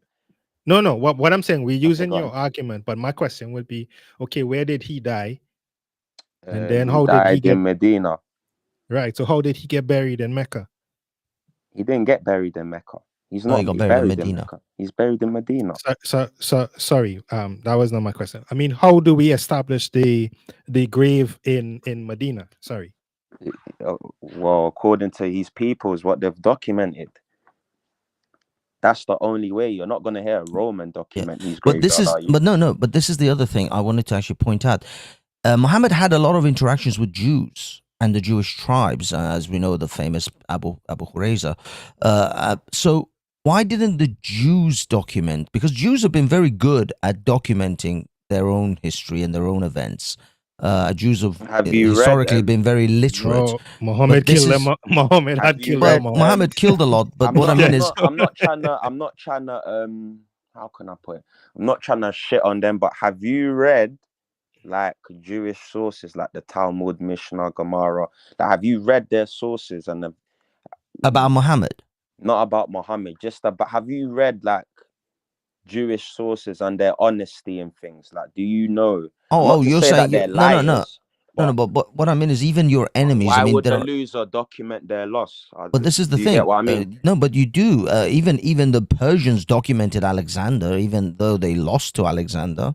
It doesn't mean that they didn't. We're talking about a time period when the Masoretic text was made. So why would the Masoretes in the period, in that same kind of period, why would they document an L? Well, it's not whether they document an L. It's the fact that they would document an event that took place. But the event is an L. Because but it doesn't matter. It doesn't. There's historians who document lots of fallen, lost battles and successes, so on and so forth. But it's part of their Egyptian texts, stories. There's certain wars that they went through that even certain scholars say that, like not just the Egyptian, but them old wars, like the Persian, and some of them say that they were lying. They were blatantly lying. They weren't this amount of number. They didn't win. That people can lie, even in Islamic texts, even with hadith. Yeah, but that's the thing. Even if they were lying, they would mention Muhammad. And that would still, even if through their lies, it would prove Muhammad existed and interacted with them. Was there Jews in Yathrib? Is that documented? Do Jews, the rabbinic Jews, I mean, if you to believe the actual, you don't believe the massacre of Abu Hurayza? You can't use that because that's coming from Islamic texts. Yeah, but what I mean is you don't believe the Islamic text. Yeah, no, I do believe the Islamic text. What I'm saying is you're basically saying is there's no proof to prove him, right? No, but what we're saying is you just give us the example of the grave. So my point I was getting to is, but he's saying why don't other people document, or why didn't they document the exactly war? But what I'm trying to say is the location that they were at, is it documented that they were at that location in Jewish texts? Well, that's what I'm saying. This is the interesting thing. No, I'm asking you. Do you know? I don't know. I don't know if the Jewish themselves have actually documented these things. The Jews have documented. You can go to Safaria.com.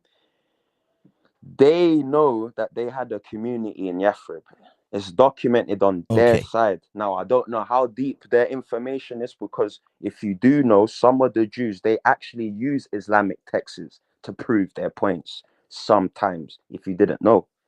So but it cannot if cut me they are, across. But, so wait, but didn't the Jews accept Muhammad when he came in? wait, Primer, wait, let me land. Yeah. So if they have documented, if the Jews have documented themselves being in Yathrib, now we all know Muslims went to Medina, Yathrib.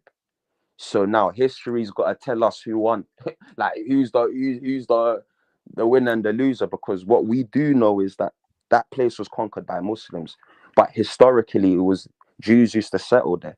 It's documented. So But that's what we can that's the blatantly point. tell something happened, an event happened where the Muslims blatantly won, because where's the Jews? They're nowhere to be seen. Well, but this they were is what I'm documented saying. being there. But that's This what is what we I'm actually saying. trying to tell you, establishing our point. And Yeah, in but fact, if some of the anything is converts, helping, Jews if anything existed is kind of there- helping my point, what I said, who's gonna document a L? No. But It's what not we're about saying, documenting the L. It's even if they document a loss, even if they don't document a loss. Furthermore, how could they document the loss if they're getting massacred? no, the point Well- is you have converts from Jewish community that became Islamic. And we know the truth for that in terms of some of the but even. put that to the side. We're talking about No, we can't put that to the side. We're That's the talking about evidence. the Jew. No, we're talking about the Jew. He No, just but said, what- why didn't they document their L? What you said, you're helping me out. That's helping them. That's in Islamic texts. No, what but you that's just what said, we're saying. the Jew converting to Muslim, that would end up in the Tafsir or the Sirah or the whatever. That's there. That's from our text. He's not talking about our text. He's talking about a Jew, like them man Jewish there, text, right? yeah. Jewish text. That's what he's talking about. And what I'm saying is they're not going to document their loss. And if you know about the Jews, and even Allah said it in the Quran, the Jews document their loss. I'm not trying to diss them. That's what I said in the beginning. I'm not trying to diss them. But the rabbis do lie. The rabbis do lie. They're not going to document their L. If you read no through, way. I don't believe that. I don't wait. that, historically if you speaking read as well. all of the scrolls, right? The Qumran scrolls, you would see they wrote stuff that was just historical. They wrote Yeah, I mean, stuff. why would the Jews? The people who wrote the Qumran scrolls, that was roughly what 200 BCE No, or 100 something BCE. Aklan. The stories they're talking about is over 10, like it's over 1,000 something. Was it 10 BCE or something? The same problem. Would you say the Jews being slaves in Egypt is an L? Is an L, but they won the war. They didn't win anything. They left Egypt. They left, and then they became enslaved 400 years later. That's a whole different topic. No, but what we just saying is that. But if you're saying they don't document their L's, that was their L that they very definitely documented. That's even documented in the Ipur papyrus. That's taught. But what I mean is that's confirming. What do you call it? There's many ways to prove, not to.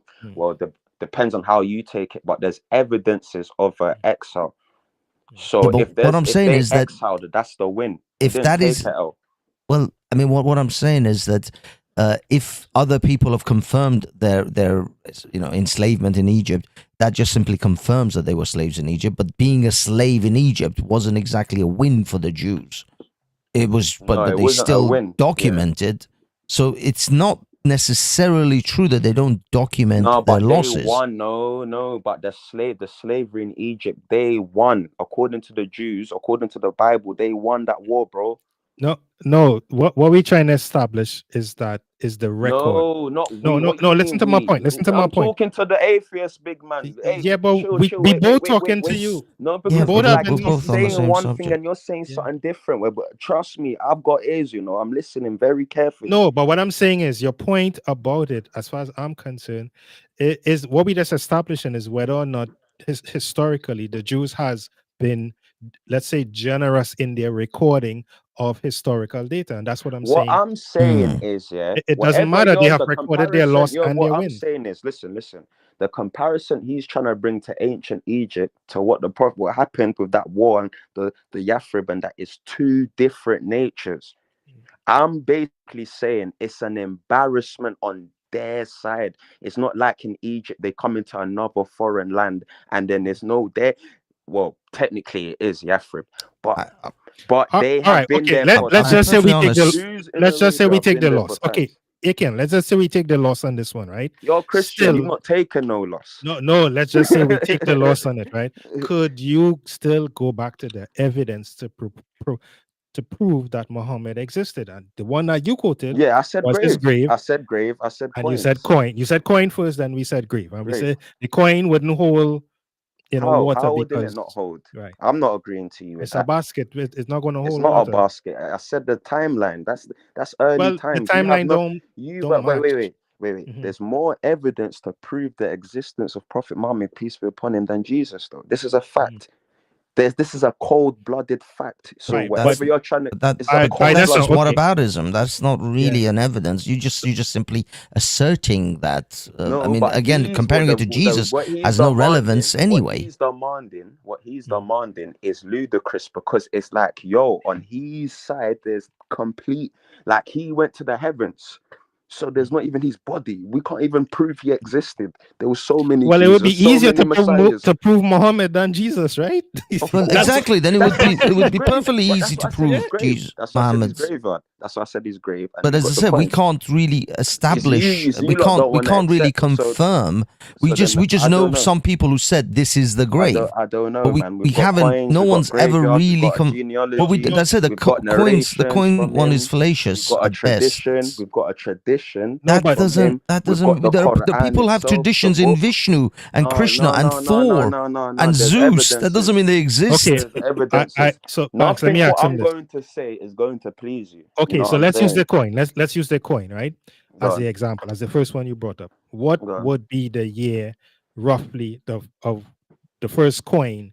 What would be the year on average? You give us a date, so at least we It don't said pick 650, innit? 650. All right. So Yeah. when was Muhammad born?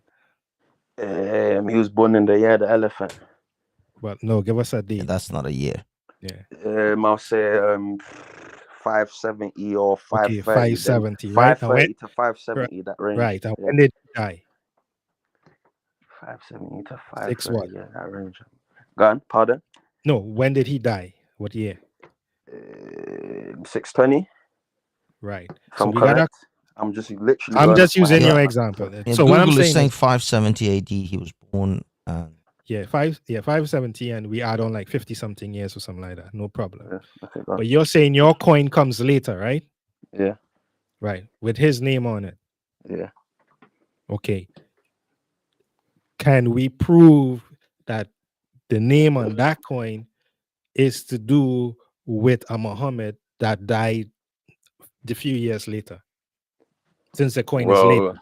Well, the people that was around, innit? They're the evidence. No, we have you saying use the coin. but He's the coin comes. people. He's family. He's next of kin. He's tribesman, whatever. That group of people, yes, they No, are we're the using the reason coin. why. So I'm saying when that. they were going around conquering the place, yeah. So Yeah, the minted coin, but who was the minted coin? Who did the minted coin? I think it would have been the people. No, which caliph? themselves or the Which- Muslim. I don't know. I'm not too sure, but his name which was caliph minted. you think? Let's average. Which caliph you think may have done it? Uthman or anyone after him? That's the none time of them. frame. wouldn't None have of been them. Uthman, it would None have of them. been I don't. Abu. I think they would have authorized it, but personally, hands-on, no, I don't think they would have done the hands-on. All right. So who can we establish that would mint a coin with Muhammad's name on it? Well, it would have to be the first caliph. I think it was. No, the timeline is too close. First What do caliph you doesn't mean? live too long. Yeah. Oh, what do you mean? First So caliph when is too long? Islam was in No, its he doesn't power, live too long. when it was in its heyday, like when they were doing their thing, like who was the guy that implemented it? You talking about that? Yeah, no. If I'm using the 538, 538, you said, right? So 538. What's that? right. What's Well, if 538? I'm averaging, because I can't remember the date when he died, so forgive me if I'm No, incorrect. you 5. You mean 6? Sorry, 638. 638. Sorry, my bad. 620 or 630 Yeah. or something like that. So I'm saying which caliph, right? Because you says Sassanid. I'm like, okay, Sassanid and caliph. Okay, which kingdom? Oh, who would have authorized that? Who would have authorized? Yes, having to put I Muhammad's name. can't lie to you, but I think it would have been Umar ibn Khattab, because he's actually documented having a lot of power, especially when Islam went into West Africa. A lot of the West African tribes in their oral tradition, they speak highly of ibn Khattab. So, and yeah, his period is when Muslims started to spread out a lot. So I think Kalam, it's I got got a something to do question. with him. I can't remember, son. I don't want to make a bad statement. You want to remind me when that first coin that Muhammad was?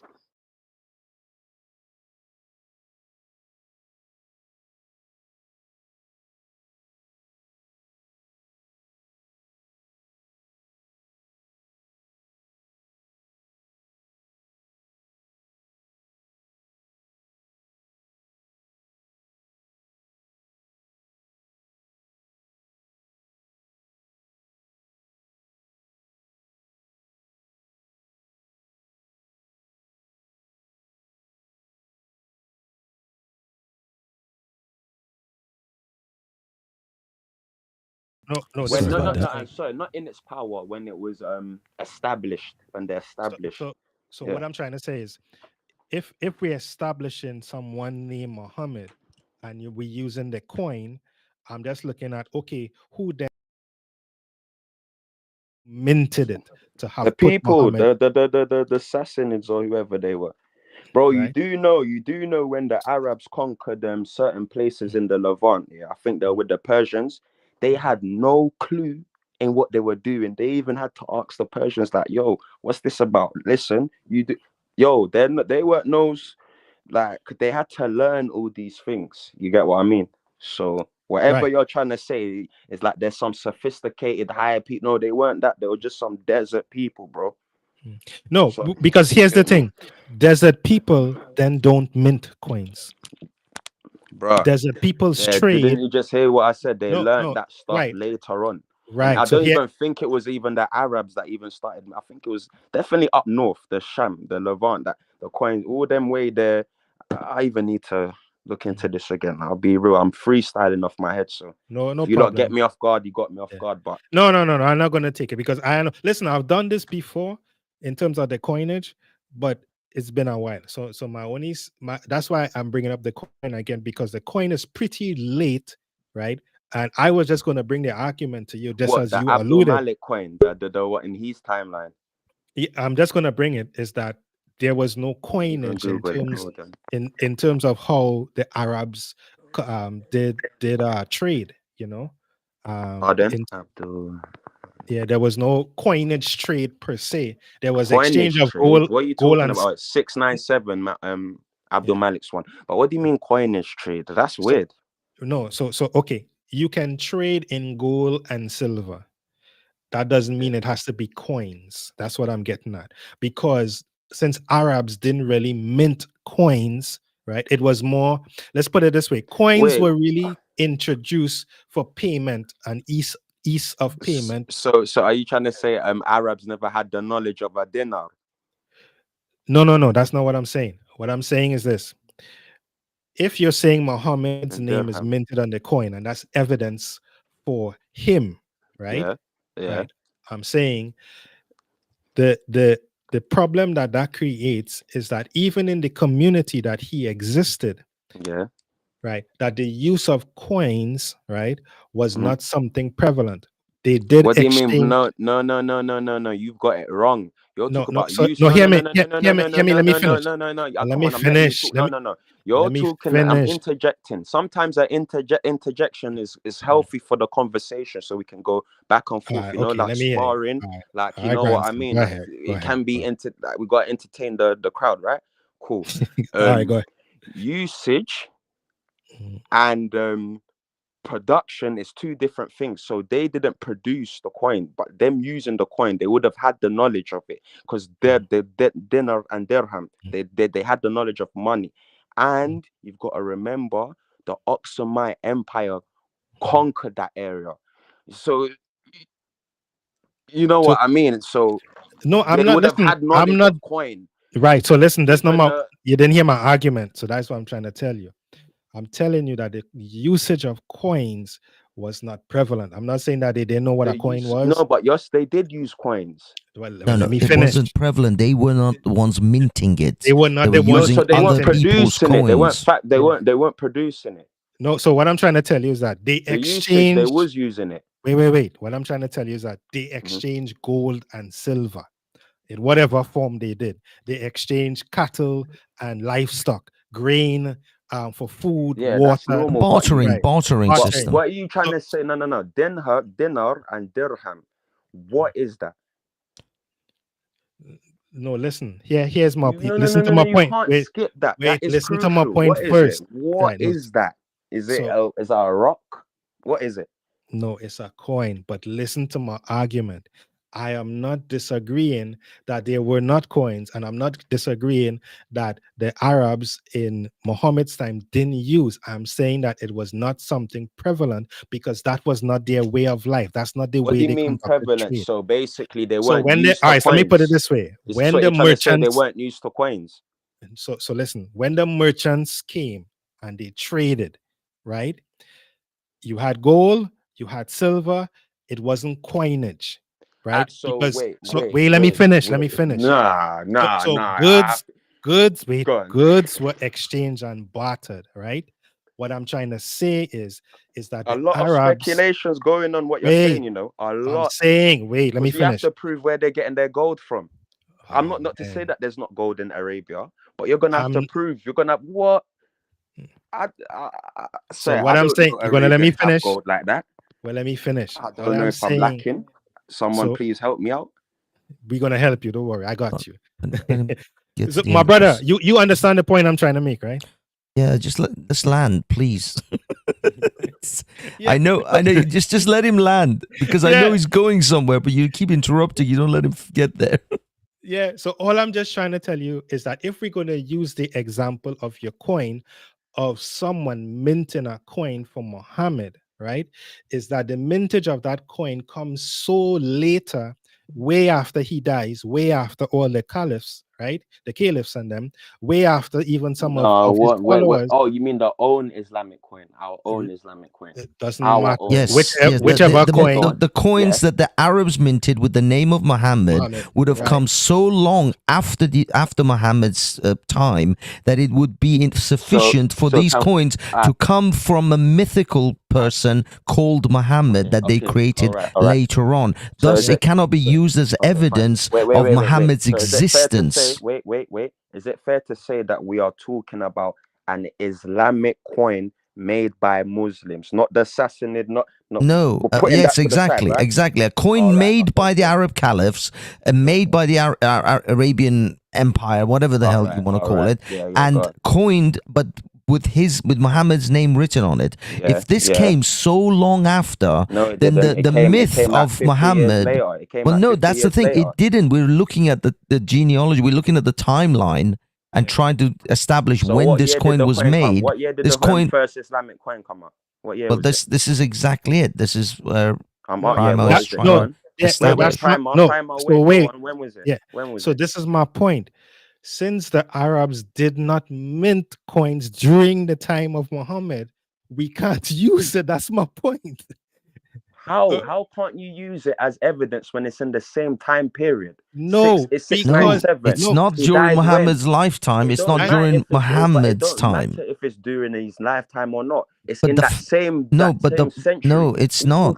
But that's the problem. It's not. It came a lot later. But the problem is that if you are to create a mythological person and give him attributes and try to make him into some kind of great figure for people to rally behind, you can do that and still print that mythological person's name on a bunch of coins, and that would not necessarily make that person real. But you have to prove that the people actually made him as a myth. Forget the speculation, because that's actually boring. You have to prove from a source. Okay, like so let me ask a simple question. Like how Callum proved that there was more than 5 Muhammad's name in previous history, and that how a scholar said that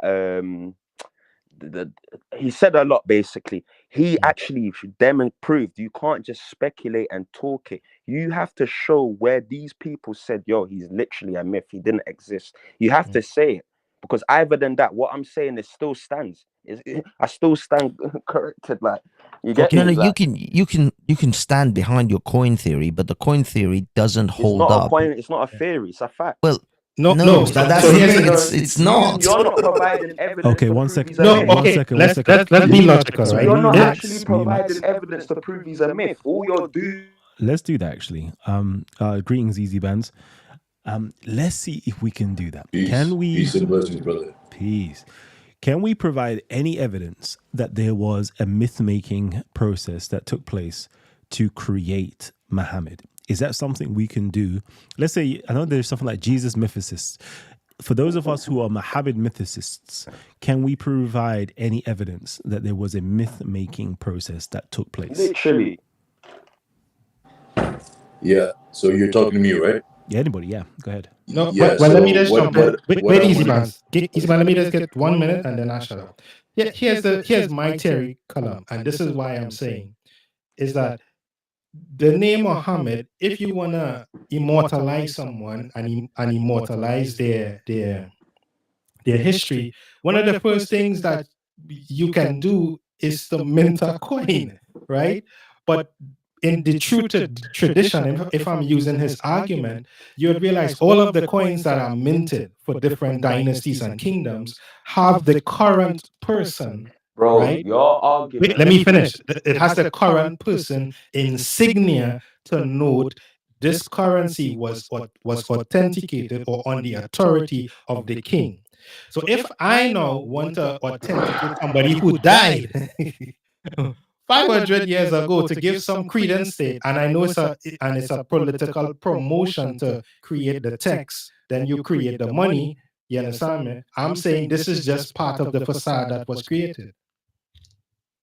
All right, so I'm going to open it back up to like coins of Julius Caesar were not created hundreds of years or years later after Julius Caesar's death. They were created whilst Julius Caesar was Caesar. But it's fair to say, yeah, you see, yeah, if Hold you on. use that, wait, if you use the Yemen manuscript, yeah, that's talking about Rahman and how he's with Muhammad, yeah, and you use these coins, you could use that as an argument then, because even back then, before Prophet Muhammad, peace be upon him, was born, there was different Muhammads.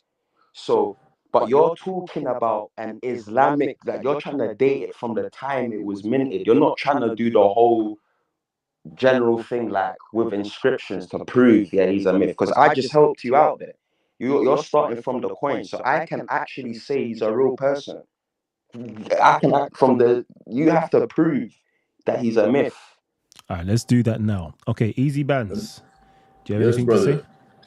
Yeah, so I wanted to come at it from a different perspective and also add to what the brother was saying.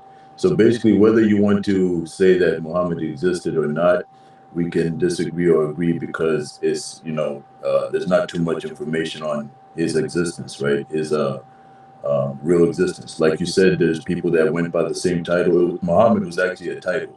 So that's why you see it on coinage representing different leaders or I don't know exactly what it represented, but it was like a leadership title. But the angle that I want to bring is one that you're probably familiar with, Callum. I think you've heard it from Jay Smith when he talks about the historicity of Mecca. Now, Mecca is not mentioned by any of the contemporary kingdoms in the area or anything like that. You don't find any inscriptions, and there is inscriptions and information left at that time. Apparently, people from Arabia were able to write from as far back as 10 BC? The 10th century BC. Sorry. So you don't find any contemporary or neighboring cities or towns mentioning Mecca or anything like that. And also the geographic location of Mecca is such that it would be mentioned. It's along like the Red Sea, right? That Red Sea route that was basically run by the Ethiopian Empire during some periods of time. Also, it was basically in the middle of a lot of trade routes, that connected Asia to North Africa and and beyond. So that's my 2 cents. I don't know if you guys want to build on that. Yeah, And so- I do have actually a source with a doctor or professor given the same information if you guys want. But yeah, that's my 2 cents. So, all right, let's do some pushback then. So my question to you is, if there is no Mecca, does that disprove the existence of Muhammad? In my opinion, yes. Okay. And so there's no Mecca. Let's say, is there an existence of a Medina? And if there is an existence of, let's do that first. Is there an existence of Medina? Medina, I haven't looked into, to be honest with you. But from what I've looked into about Mecca, if Mecca didn't exist, then we'd have to say that, you know, the Quranic representation of Muhammad is false, right? Maybe he did exist to a smaller extent, and then they just exaggerated him. Maybe we can say that, but you know, in totality, we'd have to put question marks on the Quran if it didn't exist. Yeah. So we can definitely prove we have got records of Yathrib, which is the name of Medina before it was changed to Medina. So we have got existence of Yathrib. Supposedly Muhammad spent 10 years in Mecca preaching and 10 years in Yathrib or Medina preaching. So, you know, if there is no Mecca, let's just say the most you can say, which I don't think this is a fair one to do anyway, is to say that, you know, the first 10 years of him preaching in Mecca, that is ahistorical, whereas him preaching in Medina, Yathrib, that is historical. Or that could point to historicity. I'm not saying that is historical, but it could point to historicity. Correct? I'm not sure I get what you're saying exactly. So you're saying that Mecca doesn't exist, but we do know that Yathrib, i.e. Medina, did exist. Okay. Yeah. But so one existed, and let's just say one existed. We know for sure one existed. Okay. We don't know the other one existed. Let's just say it never existed. Okay. Does that mean now that Muhammad didn't exist? I don't think that's a good argument to say that he didn't exist, because technically speaking, we can verify the second bit of his time preaching. The last 10 years of his life preaching, there was a place called Yathrib, which he resided in. Well, the thing is that why I would say that it is a big issue is that, like you said, almost half, right, of his preaching was done in Mecca, apparently, right? You just said that. But easy bands, not to cut in, but I think I'll agree with Kalam on this one, because the cities don't really disappear. So I think most people use the absence of Mecca from history to talk about the Kaaba itself and Mecca in terms of its relation to Islam. But for Muhammad, I mean, we have Yathrib, we have Medina, which is kind of solid. We can't really knock that one. I'll leave that just as it is, to be honest. Can I just interject with respond this? to both of you guys? Oh. All right, go ahead, brother. I just want to very quickly say, could it be possible? It's plausible that Yathrib and this small preacher from Yathrib existed, but the Muhammad of the Quran and its depiction of the way he is depicted in the Quran didn't exist, but this preacher from Yathrib was used as a skeleton in order to create the Muhammad of the Quran.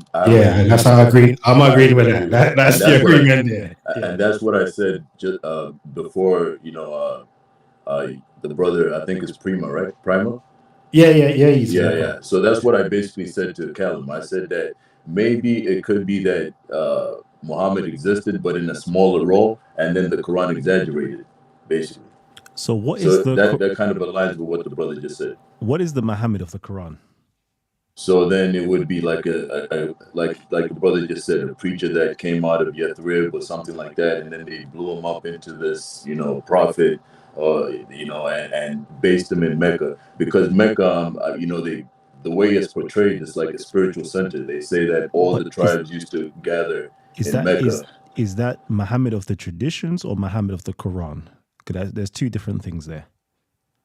Because a person of Mecca is not, let's say a Muhammad of Mecca is not mentioned in the Quran. So I want to know, what do you mean by Muhammad of the Quran? So okay, it depends so now we break down, right? If you're a Quran only Muslim, or if you believe the hadiths are part of the Sunnah of Islam. if you believe that the hadiths are part of the Sunnah of Islam, because they do explain a lot of things that were going on in the Quran, for example, you know, Muhammad bringing the people of Mecca together and making them bow down to Allah, and also the satanic verses, etc. All that stuff, you can find it in the hadiths, and it centers around Mecca. Even just the traditions of the Hajj, the pilgrimage, all that stuff, the rituals they do around the Kaaba, the circumambulation, all that is they say it predates Islam actually, and the pagans were actually performing those acts. So I think it is very important because, like I said, they portray it as the spiritual center, not Medina. But go ahead. Kalam, I think he has a good point there. What do you think? I don't know. I'm still trying to get at the Muhammad of the Quran. So far, I've just heard, you know, the traditions, but Right. who is this Muhammad of the Quran? But are you then saying that, well, how then do we authenticate the tradition if that's the narrative that was created? So let's put it this way. One of the things that would confirm is whether or not he conquered it, right? If he came from Medina and then Mecca was conquered later and then the traditions are established. So now, can I ask a question to you guys? You said Muhammad was based in Yathrib. Is that what you guys are saying? He was based in a city called Yathrib? According Medina, to the it's just the name from Medina. Yeah. Okay, so there's text calling it that, or it's just because the text, everything written about Muhammad was written later, so by that time the name has changed. Is that what you guys are saying? No, okay. There's the Islamic sources tell you that the name of Medina before Muhammad came was called Yathrib, and then Medina just literally means the city, but he changed it to Medina Munawwara, meaning the city, the enlightened city, but it was called Yathrib. So everybody knows it was called Yathrib. We have archaeological evidence of it being called Yathrib. I'm trying to remember, is there literary evidence? Romans, I think the Roman, one of the Romans geographicals recorded Yathrib. I'm not disagreeing that the city existed. What I'm asking is whether during Muhammad's time there in that city, there's any record indicating that Muhammad was in a city called Yathrib or anything like that. Only the traditions. Or only the traditions. Or the hadiths. And they actually use the name Yathrib. Yeah. Okay. So these are hadiths, right? This is Sirah literature, Maghazi literature, and hadith, yeah. Okay. And then, and these are just like, are they like Sahih or? Sahih. Like the grade of authenticity. So prior to you know, the whole Isnad chains becoming popular, there were no chains prior like that that people talk about. Most of these chains are created much later on. So Maghazi literature and Sirah literature, you know, there are chains of narrations in there, but that wasn't really the main thing in that day because that was such an early period of time when this was written. Later on, when hadith criticism got like, you know, rampant with hadiths, that's when they started introducing that type of science and, you know, trying to backdate it with putting isnads. So there isn't that in that type of, in those literature. There is isnads, but it's not like that. Okay, I see. Yeah, man. So, you know, the only thing is if you could find evidence from that city, Yathrib, that basically documents, oh, we had a preacher named Muhammad, I think that would be strong. Because if you don't, then even that is shaky because we're now depending on Yathrib because Mecca now is in the air, basically. We don't know whether it existed. Matter of fact, most of the evidence points to it not existing. So now we have to throw out, and there's Quranic verses that are affected by that. For instance, the verses where it talks about the satanic verses, basically. It talks about the jinn putting words in Muhammad's mouth and Allah correcting that. No, that's wrong. Don't wake up, I know what to don't wake him up. That's wrong. I wanted to. I know what to say, don't wake him up. I wanted to know, if you lot could give me the distinction, right, of there is the Muhammad of the traditions that we are all familiar with, but somebody brought up a statement of Muhammad of the Quran, and I think it's very presumptuous. Okay, They've not answered it yet. Yeah, nobody's answered it. And it's very presumptuous to even believe that Muhammad was the author of the Quran. Jeez. I So, agree.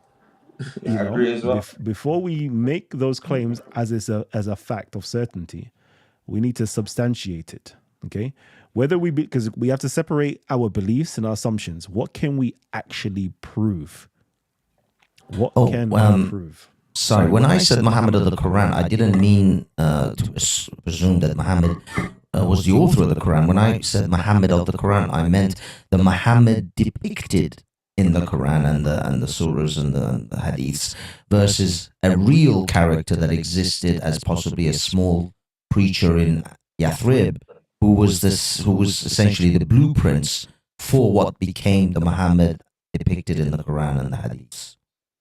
Okay, so I want to know then, where so far there is a theory that there was a Muhammad that existed in Yathrib. That's one thing. So we now need to know how we came to that on this conclusion. Then we have to go to the Muhammad that's depicted in the Quran. Is there a person called Muhammad that's actually depicted in the Quran? That's another question. So can we substantiate that there was a person who was a preacher that these stories are based out of? And can we substantiate that there is a Muhammad depicted in the Quran? You know what, Kevin? Yeah. Kevin.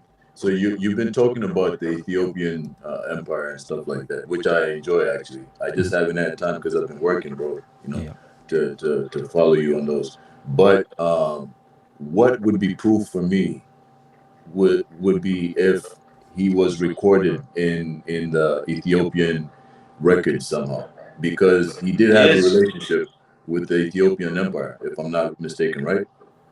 According to the Arabic traditions, yeah. Yeah. So if we can find him being spoken about in Ethiopia, then then we'd have to say, okay, Muhammad exists at least to some extent, right? That's right. But if not, then there we go, bro.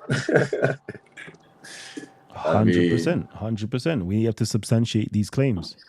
If there is a Muhammad being spoken about, and it's stated that he has connection with Ethiopia, it's stated that he wrote letters to Byzantium, to Persia, to other regions as well. I can't remember all the regions from the top of my head. I'm trying to remember them. Iraq? Was it Iraq? I can't remember. But yeah, we have to substantiate it. Can we see these letters? Can we prove these claims? Or can we just acknowledge that these are, assumptions or beliefs that we hold based upon one account, based upon one data source? We can't accept them as truths. We can't accept them as facts. We can just simply say, this is a point of reference, but can we prove it? Can we corroborate it? Can we verify it? That's the question. The biggest thing I found on the Yathrib is to do with the Hijra, which is Muhammad's migration from Mecca to Medina, or Yathrib. That seems to be the biggest focal point. I mean, this is Britannica I'm looking at. Most of the sources that I've come across seem to just be talking about the Hijra. It seems at that point is where Yathrib became relevant in the Islamic narrative for them to mention it. I can't see anything else. Like they talk about demographic changes of the Arab Jews in that area. But it looks like the Muslims didn't really care about that Yathrib until Muhammad made the Hijra, essentially. Another thing to add is, when did Muhammad, where was he located when he got the first revelation from Jibril? Wasn't he located in Mecca at the time? And so if we can't find Mecca, doesn't that like throw that whole, the beginning, like his revelation as well out of the window? If that's possibly, I don't know, man. Is that something that's strong enough? I don't know if it's strong enough to do that personally.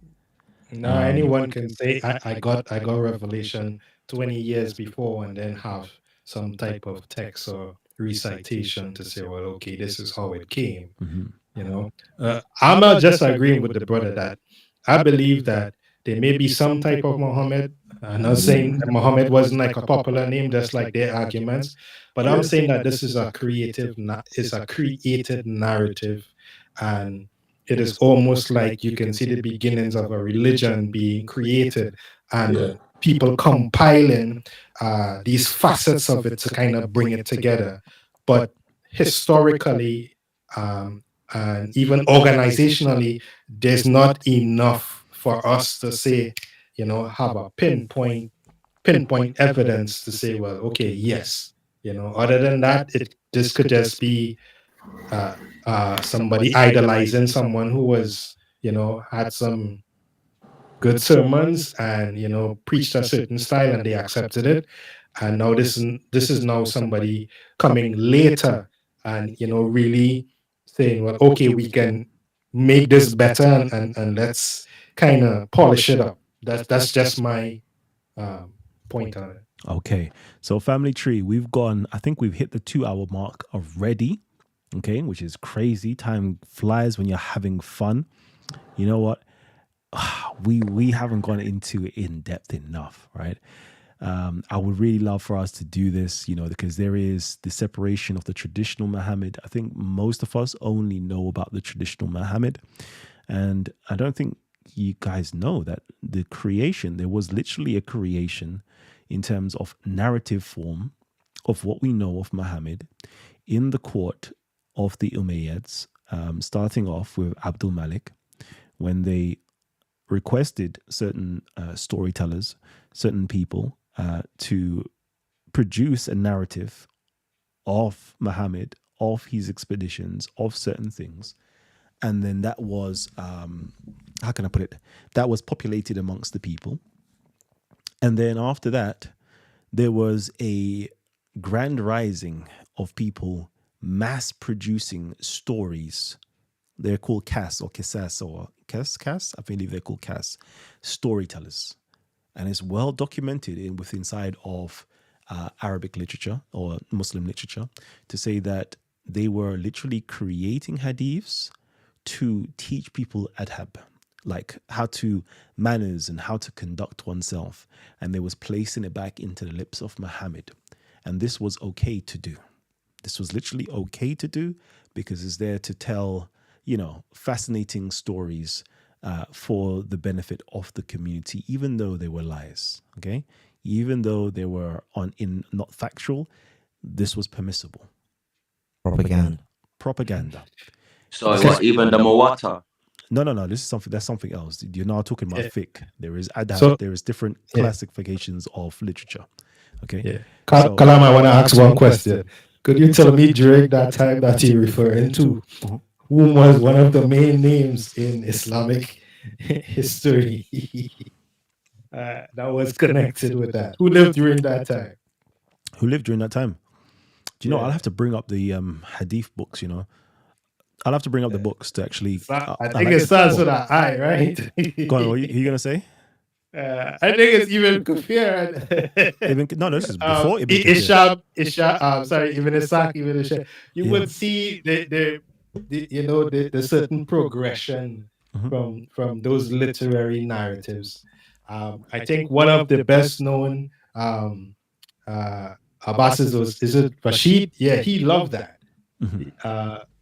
He was one of those who actually made it popular in terms of, you know, the recitation of poetry and history, and he organized people to come and actually collate and compile. That's where you begin to get a lot of these early so-called hadiths, and then later on. But anyhow, I've read these things way back, and sometimes it's difficult trying to remember it also. I don't want to speak out of turn, but when you say those things, it's like, yeah, I remember reading this, you know, in terms of you see who is connected to that time period.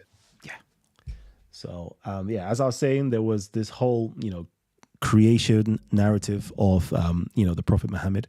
This is well known, that they created literally a myth of the Prophet. But the whole science of hadith is to actually get away from the storytellers into the actual historical events that one can take to create sunnah, one can use to create legal rulings, etc., etc. I was literally about to bring this up, let me see if I can. Can I? Let's see if I can do this for you guys. Share screen. I'm always sharing. I'm tired, why am I always sharing screens? It's long. Let's do this. Boom. Let's see. Let's get rid of that. I don't even know where this is. I've just opened this book. I haven't opened this book in like however many years. Let's see, what do I have here? Yeah, you can tell this is like from another application. Look at it. All the highlighting is not even showing anything. Oh, man. Okay, let's see if I could read through the text anyway.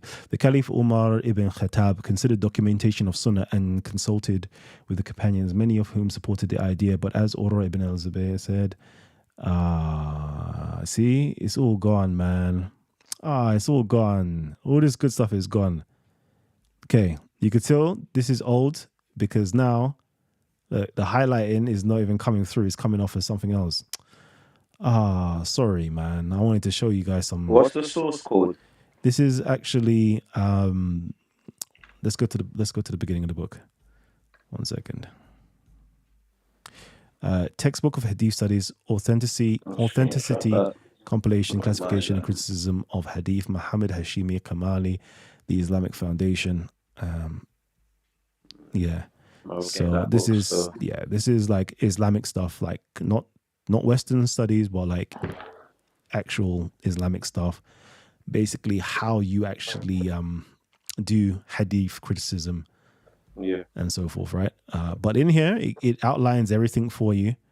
Okay, that's the reception and delivery methods. Give me a second. Let me see if they will just tell you straight away how many hadiths were being falsified and what hadiths were allowed to be falsified. Documentation of early hadiths. They'll tell you that, they weren't even allowed to write this down. The Prophet said not to write down hadiths. They didn't believe in writing down hadiths. They destroyed hadiths earlier on. Let's see if I can get to something. All the good points are going to be like destroyed.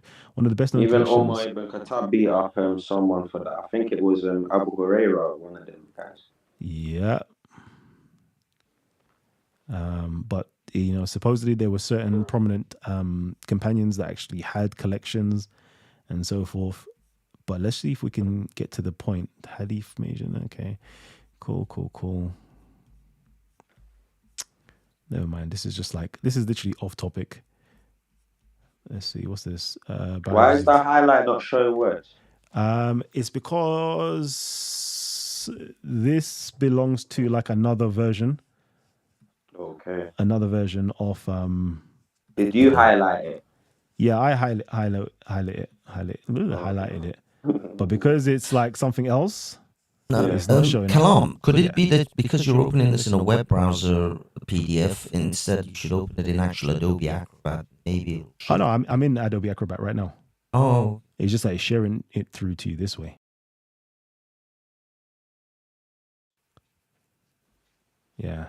But Kalam, I'm just gonna confirm what I said earlier. That the early compilers, which would be Ibn Ishaq, right? Mm-hmm. As I said, he was one of the earliest compilers. I think he's like 760s somewhere there. Yeah. And also the same Caliph Rashid that I talked about, he was famous. Rashid? Yeah, him and his brother. Caliph called Rashid? Yeah. Who? Harun, I think, is from his father. What, a Caliph? I call him Caleb. Let me just get the correct. Yeah, word. I know. Yeah, Abbasid period. Yeah, right. Well, who is that? No. Who is that? Let me know. Muhammad Rasid. Abu Mohammed Jafar al-Rashid. ibn Muhammad al-Mahdi. That was his dad. Or Harun ibn al-Mahdi. Right, better known as Harun al-Rashid. What year period was he a caliph? He was the fifth Abbasid Caliph. Okay. Right. He's What I'm Abbasid. saying is- All right. Yeah, Abbasid. That's what I said earlier. Yeah, so that's what I'm saying, that Ibn Ishaq and lived during the time of this particular caliph. And one of the things that this particular caliph loved was those literary stories. And that's why we have, I think if I'm not mistaken, I could be corrected, Alibaba and the 40, the Knights of the, what's it Thousand called? Nights. The Arabian Nights. Yeah, right. Yeah, those stories were created during his time because of the innovation of that of literary works. And Ibn Asak is almost like the grandfather because why? He was a Jew. He was a Jew. Jesse. And he spoke not only Hebrew as well as Arabic. So he was the one that was one of them was doing the interpretation and translation back and forth, and that's why we I have. think it's Wahab Munabis. There are others. I'm just pinpointing in terms of what Kalam was saying in terms of the literary genesis that Islam had, and that's in the 760s somewhere there about when he began to have records and hadiths and that kind of stuff. Yeah. So, I think we've got here one of these books, the first century sources. It is well known that the extant Muslim narrative sources relating to the life of Muhammad date from at least 150 to 200 years after Muhammad's death in the year 632. These sources are highly problematic when used as sources for the life of Muhammad, since no archaeological surveys have been conducted in Mecca or Medina. There is no external evidence that could be adduced to support the accounts presented in Muslim sources. So hopefully one of these days, they will allow us to do some research. I want to add one thing, Harry. Sorry for cutting you, but the reason why this is problematic is that the caliph didn't live in Mecca or Medina back then when these things were created. So even the historical data in terms of the compilation can be challenged in terms of, okay, if this was from companions, who still lived in Medina and Mecca, but the history is being recorded in Iraq, right, in Kufa, then we got a problem. Indeed. So yeah, family tree. I'm gonna have to sign out now because I'm tired. Yeah, forgive me. I'm tired, but we're gonna be here backstage, continuing this conversation for a little bit longer. I'm gonna drop the link for you guys. So anytime you guys want to come in, please do come on in. We'll be here for a little bit longer. And family tree, I want to have more shows like this, yeah. But sources. I need you guys, yeah. Let me actually go to my screen. What am I doing? I need you guys, yeah, to be reading. Mute your mics, please, because that noise is just, yeah. I need you guys to be reading the sources, because over here we're all about showing and proving. So when we come on, make sure you guys are on your laptops or you have a book in front of you to cite your sources. Okay, that's what's needed. Okay, let me make sure I just mute your mics because I'm trying to close this stream, but I can just hear pure noise. Easy bounds. All right, cool. Yeah. So make sure you do that, because that's what we're doing on here on Titans TV. We're showing and proving every single time. When we say something, we need to make sure we have the sources to back us up. And I want my Muslims and Christians and whoever else is involved, yeah, to start reading these academic works that are already being cited. You need to know, let's just say, yeah, you may say this person is the enemy of Islam, is Robert Spencer. Okay, cool. Like, I'm sure if you know anything about the art of war, you need to learn about your enemy. Like, learn about your enemy.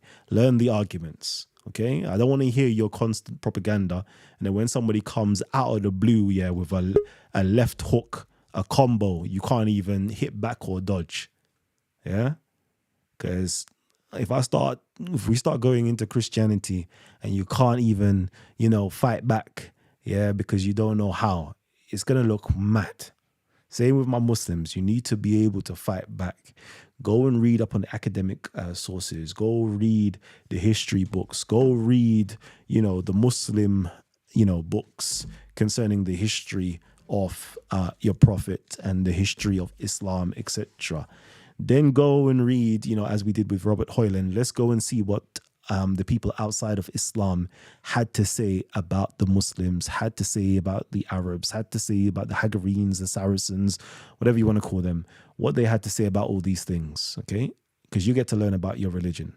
You get to see how others saw your religion. Some people saw your religion that you was just Christians. Some people saw you guys as pagans. Some people saw you guys as Jews. Were you all of the above, or were you none of the above? These are the questions that you need to ask. Then you need to go into the academic sources, right? As we did before, people like Tom Holland, yeah? And Sean Anthony, and so forth, to see what academia has to say.